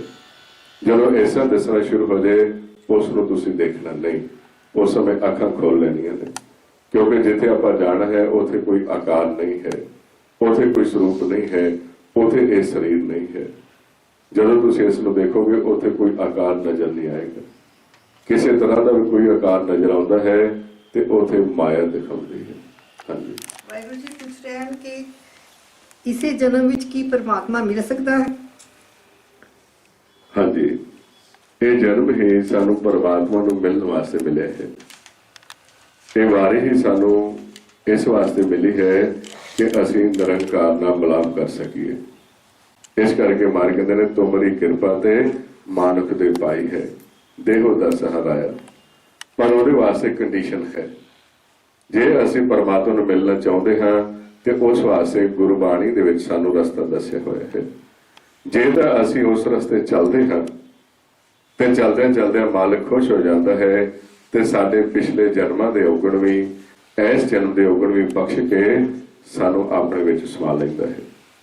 ਤੇ ਜੇ ਅਸੀਂ ਉਸ ਰਸਤੇ ਤੇ ਨਹੀਂ ਚੱਲਦੇ, ਅਸੀਂ ਮਾਇਆ ਦੇ ਘਰ ਵਿੱਚ ਬੈਠੇ ਰਹਿੰਦੇ ਹਾਂ, ਤ੍ਰੈ ਗੁਣਾਂ ਦੇ ਵਿੱਚ ਵਿਚਰਦੇ ਰਹਿੰਦੇ ਹਾਂ, ਭਗਤੀ ਵਾਲੇ ਮਾਰਗ ਨੂੰ ਅਖਤਿਆਰ ਨਹੀਂ ਕਰਦੇ, ਤੇ ਫਿਰ ਤਾਂ ਇਸ ਜਨਮ ਦੇ ਵਿੱਚ ਕੀ ਭਾਵੇਂ ਅਸੀਂ ਹਜ਼ਾਰਾਂ ਹੀ ਜਨਮ ਧਾਰਨ ਕਰੀਏ ਫਿਰ ਵੀ ਨਹੀਂ ਮਿਲ ਸਕਦੇ।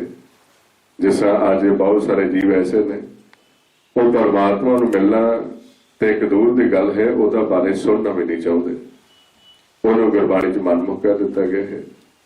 ਇੱਕ ਜੀਵ ਐਸੇ ਨੇ ਜਿਹੜੇ ਪਰਮਾਤਮਾ ਨੂੰ ਮਿਲਣਾ ਚਾਹੁੰਦੇ ਨੇ ਲੇਕਿਨ ਗੁਰੂ ਦੀ ਮੱਤ ਨਹੀਂ ਲੈਂਦੇ, ਆਪਣੀ ਮੱਤ ਦੁਆਰਾ ਹੀ ਖੋਜ ਕੀਤੀ ਜਾਂਦੇ ਨੇ।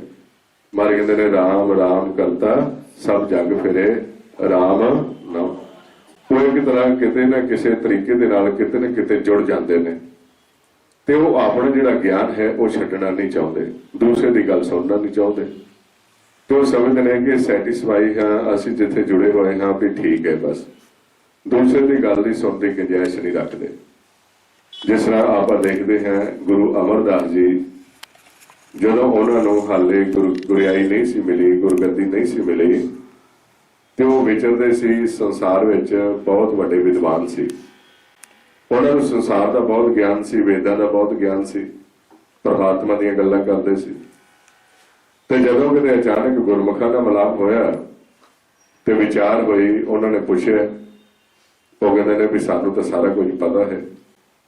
ਤੇ ਕਹਿਣ ਲੱਗੇ ਕੋਈ ਪਰਮਾਤਮਾ ਦੀ ਗੱਲ ਸੁਣਾਓ, ਨਿਰੰਕਾਰ ਨੂੰ ਕਿਵੇਂ ਮਿਲਦੇ ਹੋ, ਕਿਵੇਂ ਤੁਸੀਂ ਅੰਦਰ ਨਿਜ ਕਰ ਜਾਂਦੇ ਹੋ। ਤੇ ਕਹਿਣ ਲੱਗੇ ਵੀ ਨਿਜ ਕਰਦਾ ਤਾਂ ਮੈਨੂੰ ਪਤਾ ਨਹੀਂ।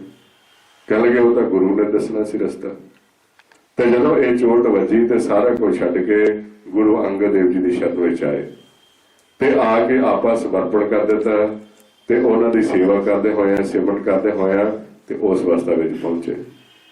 ਕਿਤੇ ਉਹਨਾਂ ਨੇ ਆਪਣੇ ਜੀਵਨ ਦੇ ਬਹੁਤ ਸਾਰੇ ਜਿਹੜੇ ਸਾਲ ਸੀ ਬਜ਼ੁਰਗ ਅਵਸਥਾ ਦੇ ਵਿੱਚ ਆ ਕੇ ਉਹਨਾਂ ਨੂੰ ਸਮਝ ਲੱਗੀ, ਉਸ ਨੂੰ ਲਗਾ ਦਿੱਤੇ, ਲੇਕਿਨ ਮਨ ਵਿੱਚ ਗੁੰਜਾਇਸ਼ ਸੀ, ਕਿਤੇ ਨਾ ਕਿਤੇ ਉਹਨਾਂ ਨੇ ਦੂਸਰੇ ਦੀ ਗੱਲ ਸੁਣੀ। ਅੱਜ ਵੀ ਅਸੀਂ ਇਸ ਅਵਸਥਾ ਵਿੱਚ ਚਲੇ ਜਾਣਾ ਹੈ ਕਿ ਗੁੰਜਾਇਸ਼ ਰੱਖਣੀ ਹੈ ਪਰਮਾਤਮਾ ਨੂੰ ਮਿਲਣ ਵਾਸਤੇ।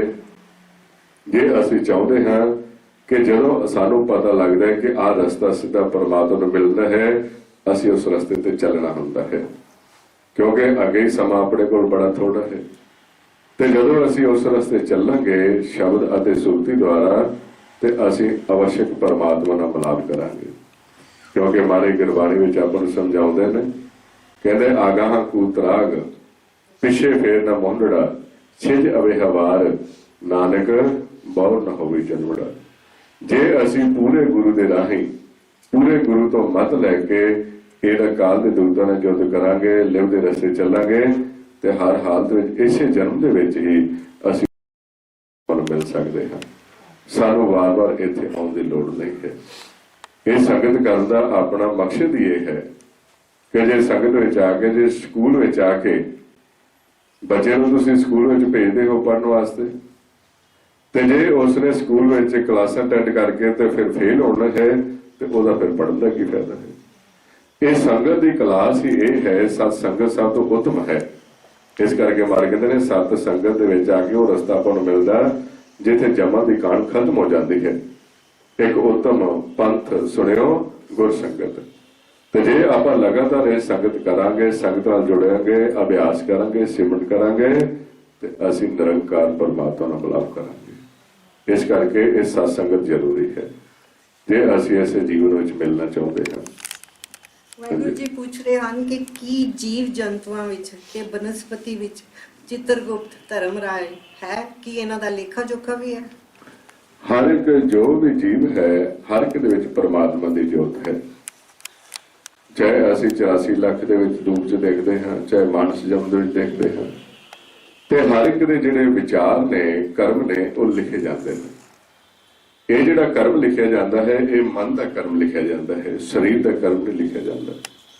ਮਨ ਦਾ ਜਿਹੜਾ ਕਰਮ ਹੈ ਉਹ ਮਨ ਦਾ ਵਿਚਾਰ ਹੈ, ਵਿਚਾਰ ਜਿਸ ਤਰ੍ਹਾਂ ਆਪਣੇ ਅੰਦਰ ਚੱਲਦਾ ਹੈ, ਇਸੇ ਤਰ੍ਹਾਂ ਉਹਨਾਂ ਦੇ ਅੰਦਰ ਵਿਚਾਰ ਚੱਲਦਾ ਹੈ। ਜਿਸ ਤਰ੍ਹਾਂ ਅੰਦਰੋਂ ਮਨ ਬੋਲਦਾ ਹੈ, ਇਸੇ ਤਰ੍ਹਾਂ ਹੀ ਉਹਨਾਂ ਦਾ ਮਨ ਵੀ ਬੋਲਦਾ ਹੈ। ਜਦੋਂ ਆਪਣਾ ਮਨ ਬੋਲਦਾ ਹੈ, ਉਹਦਾ ਫੁਰਨਾ ਲਿਖਿਆ ਜਾਂਦਾ ਹੈ। ਕਿਸ ਨੇ ਰਜੋ ਗੁਣ ਤੇ ਤਮੋ ਗੁਣ ਤੇ ਜਾਂ ਸਤੋ ਗੁਣ ਤੇ ਸਵਾਸ ਖਰਚ ਕੀਤੇ ਨੇ, ਇਸੇ ਤਰ੍ਹਾਂ ਉਹਨਾਂ ਦਾ ਵੀ ਗੁਣਾਂ ਦੇ ਆਧਾਰ ਤੇ ਸਵਾਸ ਲਿਖੇ ਜਾਂਦੇ ਨੇ। ਹਰ ਇੱਕ ਜੀਵ ਦੇ ਨਾਲ ਸਾਰਾ ਪਰਿਵਾਰ ਹੁੰਦਾ ਹੈ। ਆਤਮਾ, ਮਨ, ਧਰਮ ਰਾਏ, ਚੇਤਰਗੁਪਤ, ਜਾਮ, ਤ੍ਰੈ ਗੁਣ, ਕਾਲ। ਤੇ ਜਿਹੜਾ ਕਾਲ ਹੈ ਉਹਦਾ ਪ੍ਰਭਾਵ ਦੂਸਰੀਆਂ ਜੂਨਾਂ ਦੇ ਉੱਪਰ ਜ਼ਿਆਦਾ ਹੁੰਦਾ ਹੈ, ਕਿਉਂਕਿ ਉਹਨਾਂ ਦੇ ਕੋਲ ਇੰਨੀ ਕਲਾ ਨਹੀਂ ਹੈ, ਅਕਲ ਨਹੀਂ ਹੈ ਕਿ ਉਹ ਕਾਲ ਨੂੰ ਪਛਾੜ ਕੇ ਆਤਮਾ ਦੇ ਨਾਲ ਜੁੜ ਸਕਣ। ਕੇਵਲ ਤੇ ਕੇਵਲ ਮਾਨਸ ਜਨਮ ਦੇ ਕੋਲ ਇੱਕ ਅਕਲ ਕਲਾ ਇੱਕ ਐਸੀ ਦਿੱਤੀ ਹੈ ਪਰਮਾਤਮਾ ਨੇ, ਜੇ ਉਹ ਚਾਹਵੇ ਤਾਂ ਕਾਲ ਦੀ ਫੌਜ ਨੂੰ ਪਾਸੇ ਕਰਕੇ ਉਹ ਸ਼ਬਦ ਨਾਲ ਜੁੜ ਸਕਦਾ ਹੈ। ਹਰ ਇੱਕ ਦੇ ਸਵਾਸ ਨੋਟ ਹੁੰਦੇ ਨੇ, ਉਹਨਾਂ ਸਵਾਸਾਂ ਦੇ ਆਧਾਰ ਦੇ ਉੱਪਰ ਹੀ ਤੇ ਉਹਨਾਂ ਨੂੰ ਅਗਲਾ ਜਨਮ ਦਿੱਤਾ ਜਾਂਦਾ ਹੈ। ਹਾਂਜੀ ਕਿ ਸਿਰਫ ਗੁਰਬਾਣੀ ਨਾਲ ਪਰਮਾਤਮਾ ਮਿਲ ਸਕਦਾ ਹੈ ਤੇ ਸਿਮਰਨ ਨਾ ਕਰੀਏ? ਗੁਰਬਾਣੀ ਜੋ ਹੈ ਇਹ ਗੁਰੂ ਹੈ, ਤੇ ਮਾਰੇ ਦਾਸੇ ਨੇ ਵਾਹੋ ਵਾਹੋ ਪੂਰੇ ਗੁਰ ਕੀ ਬਾਣੀ, ਪੂਰੇ ਗੁਰ ਤੇ ਉਪਜੇ ਸੱਚ ਸਮਾਣੀ। ਇੱਕ ਓੰਕਾਰ ਤੋਂ ਲੈ ਕੇ 18, 10, 20 ਤੱਕ ਇਹ ਸ਼ਬਦ ਗੁਰੂ ਹੈ, ਜਿਸ ਨੇ ਆਪਾਂ ਨੂੰ ਪਰਮਾਤਮਾ ਨਿਰੰਕਾਰ ਦੇ ਨਾਲ ਮਿਲਾਪ ਦਾ ਰਸਤਾ ਦੱਸਿਆ ਹੈ। ਤੇ ਕਈ ਦਫਾ ਜੀਵ ਮਨ ਵਿੱਚ ਇਸ ਤਰ੍ਹਾਂ ਬੈਠ ਜਾਂਦੇ ਨੇ, ਉਹਨਾਂ ਦੇ ਮਨ ਵਿੱਚ ਆ ਗਿਆ ਕਿ ਅਸੀਂ ਗੁਰੂ ਦੀ ਸ਼ਰਨ ਵਿੱਚ ਜਾ ਰਹੇ ਹਾਂ, ਗੁਰੂ ਦੇ ਦਰ ਤੇ ਜਾ ਰਹੇ ਹਾਂ, ਤੇ ਸਾਨੂੰ ਹੁਣ ਬਾਲੀ ਮਿਹਨਤ ਕਰਨ ਦੀ ਲੋੜ ਨਹੀਂ ਹੈ, ਤੇ ਅਸੀਂ ਹੁਣ ਇਸੇ ਤਰ੍ਹਾਂ ਮੁਕਤ ਹੋ ਜਾਵਾਂਗੇ। ਐਸੀ ਅਵਸਥਾ ਵਿੱਚ ਜਿਸ ਤਰ੍ਹਾਂ ਬਹੁਤ ਸਾਰੇ ਜੀਵਨ ਦਾ ਖਿਆਲ ਹੁੰਦਾ ਹੈ ਕਿ ਅਸੀਂ ਗੁਰਦੁਆਰੇ ਜਾਂਦੇ ਹਾਂ, ਉਹਨਾਂ ਨੇ ਗੁਰਦੁਆਰੇ ਜਾਂਦੇ ਸਿਰਫ ਹਾਜ਼ਰੀ ਲਾਉਣ ਵਾਸਤੇ ਜਾਂਦੇ ਹਨ। ਤੇ ਕੀ ਮਨ ਵਿੱਚ ਵਿਚਾਰ ਆਉਂਦਾ ਹੈ ਕਿ ਗੁਰਦੁਆਰੇ ਜਾ ਆਈਏ, ਹਾਜ਼ਰੀ ਲੱਗ ਜਾਏਗੀ। ਹੁਣ ਜਿਸ ਤਰ੍ਹਾਂ ਬੱਚਾ ਸਕੂਲ ਵਿੱਚ ਜਾ ਰਹੇ ਤੇ ਸਿਰਫ ਹਾਜ਼ਰੀ ਲਾ ਕੇ ਮੁੜ ਆਏ ਤੇ ਉਸ ਨੂੰ ਗਿਆਨ ਹੋਏਗਾ ਕਿਸ ਚੀਜ਼ ਦਾ? ਜੇ ਅਸੀਂ ਸਿਰਫ ਗੁਰੂ ਘਰ ਦੇ ਵਿੱਚ ਹਾਜ਼ਰੀ ਤੱਕ ਸੀਮਤ ਹੋ ਜਾਂਦੇ ਹਾਂ ਤੇ ਅਸੀਂ ਜੀਵਨ ਵਿੱਚ ਸਫਲ ਨਹੀਂ ਹੋ ਸਕਦੇ। ਤੇ ਮਾਰੇ ਕਹਿੰਦੇ ਨੇ ਸਤਿਗੁਰ ਨੂੰ ਸਭ ਕੋ ਦੇਖਦਾ, ਜੇਤਾ ਜਗ ਸੰਸਾਰ ਡਿਠੇ ਮੁਕਤ ਨ ਹੋਵੇ, ਜੇ ਚਿਰ ਸ਼ਬਦ ਨ ਕਰੇ ਵਿਚਾਰ। ਸ੍ਰੀ ਗੁਰੂ ਗ੍ਰੰਥ ਸਾਹਿਬ ਗੁਰਬਾਣੀ ਨੂੰ ਸਤਿਗੁਰੂ ਦਾ ਕਿਤਾਬ ਹੈ, ਤੇ ਜੇ ਅਸੀਂ ਇਕੱਲਾ ਸਤਿਗੁਰ ਦੇ ਉੱਥੋਂ ਦਰਸ਼ਨ ਕਰਕੇ ਨਮਸਕਾਰ ਕਰਕੇ ਵਾਪਸ ਆ ਜਾਂਦੇ ਹਾਂ ਤੇ ਮਰ ਕੇ ਤੁਸੀਂ ਜੀਵਨ ਮੁਕਤ ਨਹੀਂ ਹੋ ਸਕਦੇ, ਜਿੰਨੀ ਦੇਰ ਤੱਕ ਸ਼ਬਦ ਦੀ ਵਿਚਾਰ ਨਹੀਂ ਕਰਦੇ। ਸਤਿਗੁਰ ਨੂੰ ਸਭ ਕੋ ਦੇਖਦਾ, ਜੇਤਾ ਜਗ ਸੰਸਾਰ ਡਿਠੇ ਮੁਕਤ ਨ ਹੋਵੇ, ਜਿੱਥੇ ਸ਼ਬਦ ਨ ਕਰੇ ਵਿਚਾਰ। ਇਸ ਕਰਕੇ ਸਾਨੂੰ ਗੁਰੂ ਦੇ ਕੋਲ ਬੈਠ ਕੇ ਉਹਦੇ ਨਾਲ ਸਾਂਝ ਪਾਉਣੀ ਪਏਗੀ, ਵਿਚਾਰ ਕਰਨੀ ਪਏਗੀ। ਤੇ ਜਦੋਂ ਅਸੀਂ ਗੁਰੂ ਨਾਲ ਬੈਠ ਕੇ ਵਿਚਾਰ ਕਰਾਂਗੇ ਤੇ ਗੁਰੂ ਸਾਨੂੰ ਉਪਦੇਸ਼ ਦੇਗਾ। ਕੀ ਕਹੇਗਾ? ਕਹਿੰਦੇ ਜੇ ਤੂੰ ਪਰਮਾਤਮਾ ਤੱਕ ਪਹੁੰਚਣਾ ਚਾਹੁੰਦਾ, ਮਿਲਣਾ ਚਾਹੁੰਦਾ ਹੈ ਤਾਂ ਤੂੰ ਸਿਮਰਨ ਕਰ। ਤੇ ਗੁਰੂ ਦਾ ਹੁਕਮ ਹੈ ਸਾਨੂੰ, ਗੁਰੂ ਦੀ ਸਾਨੂੰ ਪ੍ਰੇਰਨਾ ਹੈ ਕਿ ਤੁਸੀਂ ਸਿਮਰਨ ਕਰੋ। ਤੇ ਜਿਹੜਾ ਜੀਵ ਗੁਰੂ ਦਾ ਹੁਕਮ ਮੰਨ ਕੇ ਸਿਮਰਨ ਨਹੀਂ ਕਰਦਾ, ਉਹ ਗੁਰੂ ਤੋਂ ਆਕੀ ਹੋ ਜਾਂਦਾ ਹੈ। ਤੋਂ ਭਾਵੇਂ ਦਿਹਾੜੀ ਦੇ 5 ਚੱਕਰ ਮਾਰ ਆਵੇ, ਜੇ ਉਹ ਗੁਰੂ ਦੀ ਗੱਲ ਨਹੀਂ ਮੰਨਦਾ ਤੇ ਮਾਰ ਕਹਿੰਦੇ ਉਹ ਜੀਵਨ ਦੇ ਵਿੱਚ ਕਾਮਯਾਬ ਨਹੀਂ ਹੋ ਸਕਦਾ।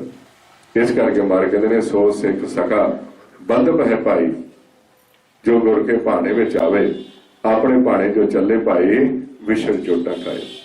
ਤੇ ਗੁਰੂ ਦਾ ਪਹਿਲਾ ਹੀ ਹੁਕਮ ਹੈ, ਕਹਿੰਦੇ ਗੁਰ ਸਤਿਗੁਰ ਕਾ ਜੋ ਸਿੱਖ ਅਖਾਏ, ਸੋ ਭਲ ਕੇ ਉੱਠ ਹਰ ਨਾਮ ਤੇ ਆਇਆ। ਉਦਮ ਕਰੇ ਭਲ ਕੇ ਪ੍ਰਭਾਤੀ, ਇਸ਼ਨਾਨ ਕਰੇ ਅੰਮ੍ਰਿਤਸਰ ਨਾਲ। ਗੁਰੂ ਦਾ ਹੁਕਮ ਹੈ ਕਿ ਪਹਿਲਾਂ ਉਸਨੇ ਨਾਮ ਜਪਣਾ ਹੈ, ਫਿਰ ਮਨ ਦਾ ਇਸ਼ਨਾਨ ਕਰਨਾ ਹੈ। ਉਪਦੇਸ਼ ਗੁਰੂ ਹਰ ਹਰ ਜਪ ਜਾਪੇ, ਸਭ ਕਿਲਵਿਕ ਪਾਪ ਦੋਖ ਲਹਿ ਜਾਵੇ, ਫਿਰ ਚੜੇ ਦਿਵਸ ਗੁਰਬਾਣੀ ਗਾਵੇ। ਫਿਰ ਉਸਨੇ ਬੈਠ ਕੇ ਗੁਰੂ ਨਾਲ ਸਾਂਝ ਪਾਉਣੀ ਹੈ ਕਿ ਮੈਂ ਆਹ ਕੰਮ ਕਰ ਲਿਆ ਹੈ। ਤੇ ਗੁਰੂ ਨੇ ਫਿਰ ਉਹਨੂੰ ਹੁਕਮ ਕਰਨਾ ਹੈ, ਕਹਿੰਦਾ ਬਹਿੰਦਿਆਂ ਉੱਠਦਿਆਂ ਹਰ ਨਾਮ ਧਿਆਵੇ। ਜੋ ਸਾਸ ਗਿਰਾਸ ਧਿਆਏ ਮੇਰਾ ਹਰ ਹਰ, ਸੋ ਗੁਰ ਸਿੱਖ ਗੁਰੂ ਮਨ ਪਾਵੇ। ਜਿਸ ਦੇ ਦਿਆਲ ਹੋਵੇ ਮੇਰਾ ਸੁਆਮੀ, ਤਿਸ ਗੁਰ ਸਿੱਖ ਕੋ ਗੁਰ ਉਪਦੇਸ਼ ਸੁਣਾਵੇ। ਜਾਂ ਨਾਨਕ ਧੂੜ ਮੰਗੇ ਤਿਸ ਗੁਰ ਸਿੱਖ ਕੀ, ਜੋ ਆਪ ਜਪੇ ਅਵਰੇ ਨਾਮ ਜਪੇ। ਇਸ ਕਰਕੇ ਇਹ ਜ਼ਰੂਰਤ ਹੈ ਕਿ ਗੁਰੂ ਦਾ ਹੁਕਮ ਮੰਨ ਕੇ ਸਿਮਰਨ ਦੇ ਰਸਤੇ ਚੱਲ ਕੇ ਹੀ ਪਰਮਾਤਮਾ ਨੂੰ ਮਿਲਿਆ ਜਾ ਸਕਦਾ ਹੈ। ਹਾਂਜੀ, ਵਾਹਿਗੁਰੂ ਜੀ ਪੁੱਛ ਰਹੇ ਹਨ ਕਿ ਕੀ ਸਿਮਰਨ ਕਰਨ ਨਾਲ ਰੋਗਾਂ ਦਾ ਨਾਸ਼ ਹੋ ਸਕਦਾ ਹੈ? ਕਿਉਂਕਿ ਕਿਹਾ ਜਾਂਦਾ ਹੈ ਕਿ ਸਰਵ ਰੋਗ ਕਾ ਔਖਦ ਨਾਮ। ਕੀ ਇਹਦੇ ਨਾਲ ਕਰਮ ਵੀ ਬਦਲੇ ਜਾ ਸਕਦੇ ਹਨ? ਇਥੇ ਹੁਣ ਬਾਰੇ ਦੱਸਦੇ ਨੇ ਕਿ ਸਰਬ ਰੋਗ ਕਾ ਔਖਦ ਨਾਮ, ਕਲਿਆਣ ਰੂਪ ਮੰਗਲ ਗੁਣ ਗਾਮ। सब तो पहला तो सानू पता करना पएगा कि सानू रोग किहड़ा लगा होया है। एक रोग होता है मन का, एक रोग होता है तन का। हुण कई दफा तन विच रोग लग जाता है, तो किसी नूं रोग लग गया तन विच कई दफा बीमारी लग जाती है। की होया किसी नूं कैंसर का रोग लग गया मान लो, तो बीमारी का नाम है कैंसर, उसनूं कहंदे। ते जदों कैंसर किसी नूं हो गई उहनूं दर्द होता है पेट विच जां कई जोड़ां ते लत्तां ते बाहां। हुण ओह की करदे ने, ਉਹ चले जाते हैं जी डॉक्टर पास चले जाते हैं, ते जिहड़ा वैद है उसनूं ਉਹਦੇ रोग का इलाज तो वह कर नहीं सकता। ਉਹ कहते ने की करिए दर्द बड़ी हो गई है, ਉਹ की करता अपने कोलों कोई ना कोई मैडिसिन दवाई दे दिंदा है, इंजैक्शन लाउंदा। वो खाण दे नाल गोली खाण दे नाल की हुंदा कुछ समय वास्ते ये दर्द रुक जाती है, पीड़ तो रुक गई लेकिन इलाज नहीं होया, वो फिर होनी शुरू हो जाती है। अज हुण इसे अवस्था दे विच ही सानू पता नहीं कि किहड़ा रोग है ते असीं दवाई किस दी लैनी है। मारे कहंदे ने सब तो वड्डा जिहड़ा रोग सानू लगा होया किहड़ा है, आंदे ए तिसना वड्डा रोग लगा जिन मरण मनो बसारे। जिहड़ा सानू सब तो वड्डा रोग लगा है वो जन्म मरण दा रोग है। ते जन्म मरण का रोग उदों शुरू होता है उदों तो पहला चार लक्षण आते हैं। जिस हर एक बीमारी के लक्षण होंगे ने, कोई बुखार चढ़ना होवे ਉਹਦੇ कहते आ लक्षण ने, कोई बीमारी लगनी ਉਹਦੇ लक्षण होंगे ने, ते जिहड़ा रोग सानू लगा है ਉਹਦੇ लक्षण होंगे ने। पहला लक्षण तो यह है कि जदों असीं परमात्मा नालों विछड़दे हां एक दुख वो लगता है। मारे कहंदे ने दुख विछोड़ा, परमात्मा नाल विछड़न दे नाल ही साडे अंदर रोग शुरू हो जाता है, दुख शुरू हो जाता है। ते दूसरा दुख शुरू होता है जदों असीं परमात्मा विछड़दे हां ते मन की खुराक नहीं मिलती। मर कहते ने दुख विछोड़ा एक दुख भूख, एक दुख सख्त वार जमदूत। ते जदों सानू खुराक नहीं मिलती ते ये जिहड़े जम ने सानू तंग करना शुरू कर दिंदे ने, ये तीसरा दुख लग जाता है। ते चौथा दुख है कहते ने एक दुख विछोड़ा, एक दुख भूख, एक दुख सख्त वार जमदूत, एक दुख रोग लगे तंताए वैद न भोले दारू लाए। ते एक दुख लगता है शरीर को सड़ना पैंदा है, क्योंकि जिहड़ा मन जन्म मरण में जाएगा वार वार नवा शरीर लेगा तो उसको सड़ना पेगा। हुण इथों अगे आके सब तो वड्डा रोग लग गया जन्म मरण का। जिहड़ा परमात्मा तो विछड़िया रहेगा, नाम तो दूर रहेगा, अमृत तो दूर रहेगा, मन की खुराक उसको मिलेगी नहीं, उन्होंने जन्म मरण का दुख लगेगा। तो जन्म मरण का दुख जिहड़ा है पहला आपां उसका इलाज कराउणा है। ਉਹਦਾ इलाज जो आप करते हैं वो सतगुर की शरण दे विच जाके मिलता है। तो वह जिहड़ा वैद है मारे कहते हैं मेरा वैद गुर गोबिंदा, हर हर नाम औखद मुख देवे काटे जम की मन। उसने साडा जन्म मरण का दुख दूर करना है। तो जब जन्म मरण का दुख रोग दूर हो जाता है उस वक्त मारे कहते हैं मेरे राम हर जन अरोग पे। कहते उस वक्त जिहड़ा हरि का जन है अरोग हो जाता है, उसनूं कोई रोग नहीं लैंदा, क्योंकि उन्हें किवें अरोग होया है। आंदे ने मेरे राम हर जन अरोग पै, जिन्हें जपिया मेरा हर हर तिनके सब हौमे रोग गए। ਉਹਦਾ फिर जन्म मरण का जिहड़ा रोग खत्म हो जाता है। तो जिहदा जन्म मरण का रोग खत्म हो गया ये तो छोटे रोग होंदे ने, ये तो अपने आप ही खत्म हो जाएंगे। ये भी उदों ही फैलते हैं जे मन रोगी हो गया, हौली हौली वो रोग शरीर में फैल जाता है। जिस अजकल मैडिकल साइंस ने खोज की है, फिर पहला मन बीमार होता है, फिर हौली हौली शरीर के विच रोग फैल जाते हैं। तो की करते हैं जिहड़े डॉक्टर ने वो शरीर का इलाज करी जाते सी, मन का इलाज नहीं करते। तो हुण इन्हां ने खोज कर लई भी शरीर के नाल नाल मन का इलाज भी किया जाए, फिर दवाई छेती असर करेगी। इस करके उन्होंने मैडिटेशन सेंटर खोलते हैं। तो जिहड़ा भी रोगी होता है उसका थोड़ा ध्यान लवाउंदे ने, मैडिटेशन कराउंदे ने, ਉਹਦੇ विचार रुक जाते हैं तो दवाई उत्ते असर करना शुरू हो जाती है। इस तरह गुरु नानक देव जी ने आपां नूं पहला समझाया, कहते हैं खसम वसार किए रस भोग, ता तन उठ खलोए रोग, मन अंधे को मिले सजाए वैद न भोले दारू लाए। भी जिहड़ा वैद है वह शरीर का इलाज करता है, मन का इलाज नहीं करता। ਜੇ ਅਸੀਂ ਮਨ ਦਾ ਇਲਾਜ ਕਰਾਂਗੇ ਇਹ ਤਨ ਦਾ ਇਲਾਜ ਆਪਣੇ ਆਪ ਹੀ ਹੋਣਾ ਸ਼ੁਰੂ ਹੋ ਜਾਏਗਾ। ਤੇ ਮਨ ਦਾ ਇਲਾਜ ਸਿਮਰਨ ਕਰਦੇ ਨਾਮ ਦੇ ਨਾਲ ਜੋੜਨਾ। ਨਾਮ ਜਿਹੜਾ ਆਪਣੇ ਅੰਦਰ ਗੁਪਤ ਹੈ, ਜਿਸ ਨੂੰ ਮਾਰ ਕਹਿੰਦੇ ਨੇ ਨੌਨਿਤ ਅੰਮ੍ਰਿਤ ਪ੍ਰਭ ਦਾ ਨਾਮ ਦੇਹੀ ਮੈਂ ਇਸਕਾ ਵਿਸਰਾਮ। ਜਦੋਂ ਅਸੀਂ ਉਸ ਨਾਮ ਨਾਲ ਜੁੜਾਂਗੇ ਮਨ ਨੂੰ ਖੁਰਾਕ ਮਿਲਣੀ ਸ਼ੁਰੂ ਹੋ ਗਈ, ਉਹਦਾ ਅੰਦਰਲਾ ਰੋਗ ਖਤਮ ਹੋ ਜਾਏਗਾ ਤੇ ਬਾਹਰੋਂ ਆਪਣੇ ਆਪ ਹੀ ਉਹ ਠੀਕ ਹੋਣਾ ਸ਼ੁਰੂ ਹੋ ਜਾਏਗਾ। ਸੋ ਇਸ ਵਾਸਤੇ ਕੋਸ਼ਿਸ਼ ਕਰਨੀ ਹੈ ਪਹਿਲਾਂ ਆਪਾਂ ਜਨਮ ਮਰਨ ਦਾ ਰੋਗ ਖਤਮ ਕਰੀਏ, ਜਿਹੜਾ ਸਭ ਤੋਂ ਵੱਡਾ ਵਿਛੋੜਾ ਹੈ, ਵੱਡਾ ਦੁੱਖ ਹੈ। ਇਹ ਤਾਂ ਸਭ ਛੋਟੇ ਨੇ, ਕੋਈ ਬੁਖਾਰ ਚੜ ਗਿਆ, ਕੋਈ ਸਿਰ ਦਰਦ ਹੋ ਗਿਆ, ਕੋਈ ਐਸਾ, ਇਹ ਤਾਂ ਪਾਉਣ ਦਾ ਸੰਤੁਲਨ, ਠੰਡ ਆ ਗਈ ਤੇ ਸਰਦੀ ਲੱਗ ਗਈ। ਹੁਣ ਗਰਮੀਆਂ ਦੇ ਵਿੱਚ ਕਈਆਂ ਨੂੰ ਛਿੱਕਾਂ ਨਹੀਂ ਆਉਂਦੀਆਂ, ਸਿਆਲ 'ਚ ਕਿਉਂ ਆਉਂਦੀਆਂ ਨੇ? ਕਿਉਂਕਿ ਠੰਡ ਹੈ ਤੇ ਤੁਸੀਂ ਸਿਰ ਤੇ ਕੱਪੜਾ ਪਾ ਕੇ ਚੱਲੋ। ਇਹ ਨਾ ਹੋਵੇ ਵੀ ਤੁਸੀਂ ਕਹੋ ਵੀ ਮੈਂ ਤਾਂ ਨਾਮ ਜਪਦਾ ਹੈ, ਕੋਈ ਗੱਲ ਨਹੀਂ, ਮੈਨੂੰ ਕਿਹੜੀ ਛਿੱਕ ਆਏਗੀ, ਹਾਂਜੀ ਮੈਨੂੰ ਤਾਂ ਜ਼ੁਕਾਮ ਲੱਗੇਗਾ ਹੀ ਨਹੀਂ। ਆਪਣੇ ਸਰੀਰ ਦੀ ਕੇਅਰ ਵੀ ਕਰਨੀ ਪਏਗੀ। ਸਮੇਂ ਦੇ ਨਾਲ ਇਹ ਬਾਹਰਲਾ ਖੇਲ ਚੱਲਦਾ ਹੈ ਤੇ ਜੇ ਨਾਲ ਅਸੀਂ ਸਿਮਰਨ ਦੇ ਨਾਲ ਜੁੜੇ ਰਹਾਂਗੇ ਫਿਰ ਬਾਹਰਲਾ ਜੀਵਨ ਵੀ ਸਾਡਾ ਅੱਛਾ ਲੱਗੇਗਾ, ਅੰਦਰਲਾ ਜੀਵਨ ਵੀ ਠੀਕ ਲੱਗੇਗਾ।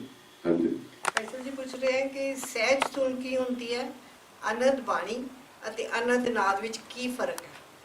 ਜਿਸ ਅੱਗੇ ਆਪਾਂ ਵਿਚਾਰ ਕਰ ਰਹੇ ਸੀ, ਜਿਸ ਨੂੰ ਮਾਰੇ ਕਹਿੰਦੇ ਨੇ ਏਕ ਸ਼ਬਦ ਮੇਰੇ ਪ੍ਰਾਣ ਬਸਤੇ ਹੈ ਬਹੁਤ ਜਨਮ ਨਾਮ। ਜਿਹੜਾ ਮਾਲਕ ਦੇ ਮੁਖ ਦੇ ਉੱਤੇ ਸ਼ਬਦ ਪ੍ਰਗਟ ਹੋ ਰਿਹਾ ਹੈ ਉਹ ਇੱਕ ਹੀ ਸ਼ਬਦ ਹੈ, ਉਸ ਨੂੰ ਕਹਿੰਦੇ ਨੇ ਸਹਿਜ ਧੁਨ। ਉਹ ਸ਼ਬਦ ਇੱਕ ਹੀ ਸ਼ਬਦ ਹੈ। ਉਹ ਸ਼ਬਦ ਜਦੋਂ ਅੱਗੇ ਚੱਲਦਾ ਹੈ ਉਹਦੇ ਨਾਲ ਧੁਨੀਆਂ ਪ੍ਰਗਟ ਹੁੰਦੀਆਂ ਨੇ। ਜਿਸ ਤਰ੍ਹਾਂ ਕਈ ਦਫਾ ਤੁਸੀਂ ਦੇਖਿਆ ਹੈ ਬੱਚੇ ਜਿਹੜੇ ਨੇ ਉਹ ਬੰਸਰੀ ਵਜਾਉਂਦੇ ਨੇ ਤੇ ਬੰਸਰੀ ਦੇ ਵਿੱਚ ਉਹ ਇੱਕ ਹੀ ਆਪਣੀ ਫੂਕ ਮਾਰਦੇ ਨੇ, ਲੇਕਿਨ ਉਹਦੇ ਵਿੱਚ ਅਗਲੇ ਪਾਸੇ ਇਸ ਤਰ੍ਹਾਂ ਛੇਕ ਕੀਤੇ ਹੁੰਦੇ ਨੇ। ਉਹ ਛੇਕਾਂ ਦੇ ਵਿੱਚ ਜਦੋਂ ਹਵਾ ਜਿਹੜੀ ਜਾ ਕੇ ਟਕਰਾਉਂਦੀ ਹੈ, ਕਿਸੇ ਛੇਕ ਵਿੱਚ ਧੁਨੀ ਹੋਰ ਹੁੰਦੀ ਹੈ, ਦੂਸਰੇ ਵਿੱਚ ਧੁਨੀ ਹੋਰ ਹੁੰਦੀ ਹੈ, ਉਹ ਇਸ ਤਰ੍ਹਾਂ ਉਂਗਲਾਂ ਚੱਕਦੇ ਨੇ, ਉਹ ਧੁਨੀਆਂ ਬਦਲਦੀਆਂ ਰਹਿੰਦੀਆਂ ਨੇ। ਇਸੇ ਤਰ੍ਹਾਂ ਜੋ ਪਾਰ ਬ੍ਰਹਮ ਪਰਮਾਤਮਾ ਦੇ ਮੁਖ ਵਿੱਚੋਂ ਪ੍ਰਗਟ ਹੋ ਰਿਹਾ ਸ਼ਬਦ ਇੱਕ ਹੀ ਹੈ। ਉਸ ਸ਼ਬਦ ਜਦੋਂ ਅੰਦਰ ਪ੍ਰਵੇਸ਼ ਹੁੰਦਾ ਹੈ, ਸੁਖਮਨ ਦੇ ਰਾਹੀਂ ਜਦੋਂ ਚੱਲ ਰਹੇ ਹੈ ਚੱਕਰ ਬਣਾ ਕੇ, ਉਹ ਆਗਾ ਜਿਹੜੇ ਵੀ ਚੱਕਰ ਵਿੱਚ ਸ਼ਬਦ ਜਾਂਦਾ ਹੈ ਉਹਦੇ ਨਾਲ ਟਕਰਾਉਣ ਤੇ ਧੁਨੀਆਂ ਬਦਲਦੀਆਂ ਰਹਿੰਦੀਆਂ ਨੇ। ਪਹਿਲੇ ਚੱਕਰ ਵਿੱਚ ਹੋਰ ਧੁਨੀ ਹੈ, ਦੂਸਰੇ ਚੱਕਰ ਵਿੱਚ ਹੋਰ ਸ਼ਬਦ ਚੱਲਦਾ ਹੈ, ਤੀਸਰੇ ਚੱਕਰ ਵਿੱਚ ਹੋਰ ਸ਼ਬਦ ਚੱਲਦਾ ਹੈ, ਉਹਨਾਂ ਦੇ ਨਾਲ ਹੋਰ ਆਵਾਜ਼ਾਂ ਬਦਲਦੀਆਂ ਰਹਿੰਦੀਆਂ ਨੇ। ਜਿਹੜੇ ਮੇਨ ਸ਼ਬਦ ਹੁੰਦੇ ਨੇ ਸਹਿਜ ਤੋਂ ਪ੍ਰਗਟ ਹੁੰਦੇ ਨੇ, ਹਰ ਇੱਕ ਚੱਕਰ ਵਿੱਚ ਇੱਕ ਮੇਨ ਸ਼ਬਦ ਹੈ, ਉਸ ਨੂੰ ਪੰਜ ਸ਼ਬਦ ਕਹਿੰਦੇ ਨੇ। ਉਹਨਾਂ ਦੇ ਨਾਲ ਜਿਹੜੇ ਸ਼ਬਦ ਚੱਲਦੇ ਨੇ ਉਹਨਾਂ ਨੂੰ ਅਨਹਦ ਬਾਣੀ ਕਹਿੰਦੇ ਨੇ। ਅਨਹਦ ਬਾਣੀ ਦੇ ਨਾਲ ਜਿਹੜੇ ਹੋਰ ਸ਼ਬਦ ਚੱਲਦੇ ਨੇ ਉਹਨੂੰ ਤਾਰਕ ਹੋਰ ਬਜੰਤਰ ਕਹਿੰਦੇ ਨੇ। ਸੋ ਇਹ ਸਾਰੇ ਸ਼ਬਦ ਹੀ ਪਾਰ ਬ੍ਰਹਮ ਦੇ ਮੁਖ ਵਿੱਚੋਂ ਪ੍ਰਗਟ ਹੋ ਰਹੇ ਨੇ। ਇਹ ਸ਼ਬਦ ਦੇ ਨਾਲ ਆਪਾਂ ਜੁੜਨਾ ਹੈ ਤੇ ਜਦੋਂ ਤੁਸੀਂ ਲਗਾਤਾਰ ਸ਼ਬਦ ਨਾਲ ਜੁੜੋਗੇ ਇਹਦੇ ਵਿੱਚੋਂ ਵਖਰੇਵਾਂ ਤੁਸੀਂ ਕਰ ਸਕਦੇ ਹੋ ਕਿ ਸਹਿਜ ਧੁਨ ਦੇ ਨਾਲ ਕਿਵੇਂ ਜੁੜਨਾ, ਉਹਦੀ ਪਹਿਚਾਣ ਕਰਕੇ ਅੱਗੇ ਤੁਸੀਂ ਲੰਘ ਜਾਣਾ ਹੈ। ਹਾਂਜੀ ਭਾਈ ਸਾਹਿਬ ਪੁੱਛ ਰਹੇ ਕਈ ਵਾਰੀ ਬੋਡੀ ਦੇ ਵਿੱਚ ਝੁਨਕਾਰਾਂ ਦੀਆਂ ਪੈ ਜਾਂਦੀਆਂ ਹਨ, ਇਹ ਕੀ ਹਨ?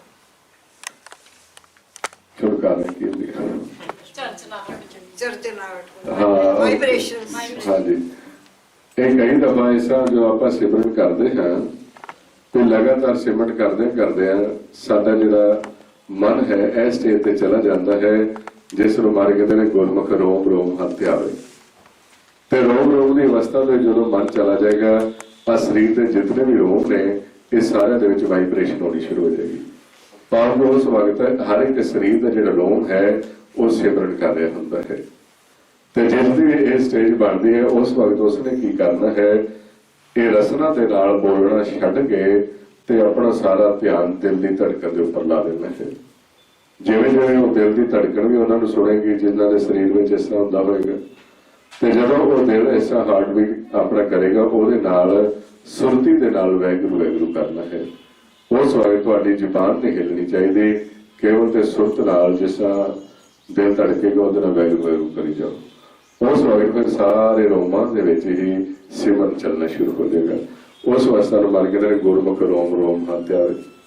ਤੇ ਜਿਨ੍ਹਾਂ ਦੀ ਅਵਸਥਾ ਹੈ ਉਹਨਾਂ ਨੂੰ ਇਸ ਤਰ੍ਹਾਂ ਲੱਗੇਗਾ ਵੀ ਜੇ ਪੱਖਾ ਵੀ ਚੱਲ ਰਿਹਾ ਹੈ ਤੇ ਪੱਖੇ ਦੇ ਵਿੱਚੋਂ ਵੀ ਵਾਹਿਗੁਰੂ ਦੀ ਆਵਾਜ਼ ਆ ਰਹੀ ਹੋਵੇਗੀ, ਕੋਈ ਗੱਡੀ ਜਾ ਰਹੀ ਹੈ ਉਹਦੇ ਵਿੱਚੋਂ ਵੀ ਇਸ ਤਰ੍ਹਾਂ ਵਾਹਿਗੁਰੂ ਦੀ ਆਵਾਜ਼ ਆ ਰਹੀ ਹੋਵੇਗੀ, ਘਰ ਵਿੱਚ ਕੋਈ ਵੀ ਕੰਮ ਇਸ ਤਰ੍ਹਾਂ ਹੋ ਰਿਹਾ ਹੈ ਉਹਨੂੰ ਐਸਾ ਲੱਗੇਗਾ ਵੀ ਇਹ ਜਿਹੜੀ ਵਾਹਿਗੁਰੂ ਵਾਹਿਗੁਰੂ ਦੀਆਂ ਆਵਾਜ਼ਾਂ ਮੈਨੂੰ ਸੁਣਾਈ ਦੇ ਰਹੀਆਂ ਨੇ।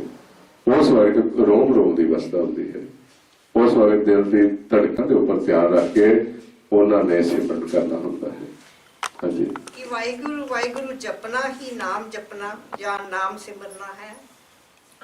वाहिगुरु वाहिगुरु जपना जिहड़ा है ये भगती नहीं है, ये संपूर्ण तौर के ऊपर अपने आप विच भगती नहीं है। क्योंकि जिहड़ा वाहिगुरु है ये शब्द साडी भाषा का शब्द है। भगती साडी उस अवस्था में जाके शुरू होनी है, मर गए ने गुरमुख भगत जित सहज तो उपजे। जदों साडी लिव जिहड़ी है उस शब्द नाल जुड़ेगी, उथों भगती शुरू होएगी। ये जिहड़ा शब्द है साडी भाषा का होने करके इस नूं गुरबाणी विच जप कहिंदे ने, जाप कहिंदे ने। जदों असीं इहनूं लगातार जपदे हां, इस नूं सिमरन कहिंदे ने।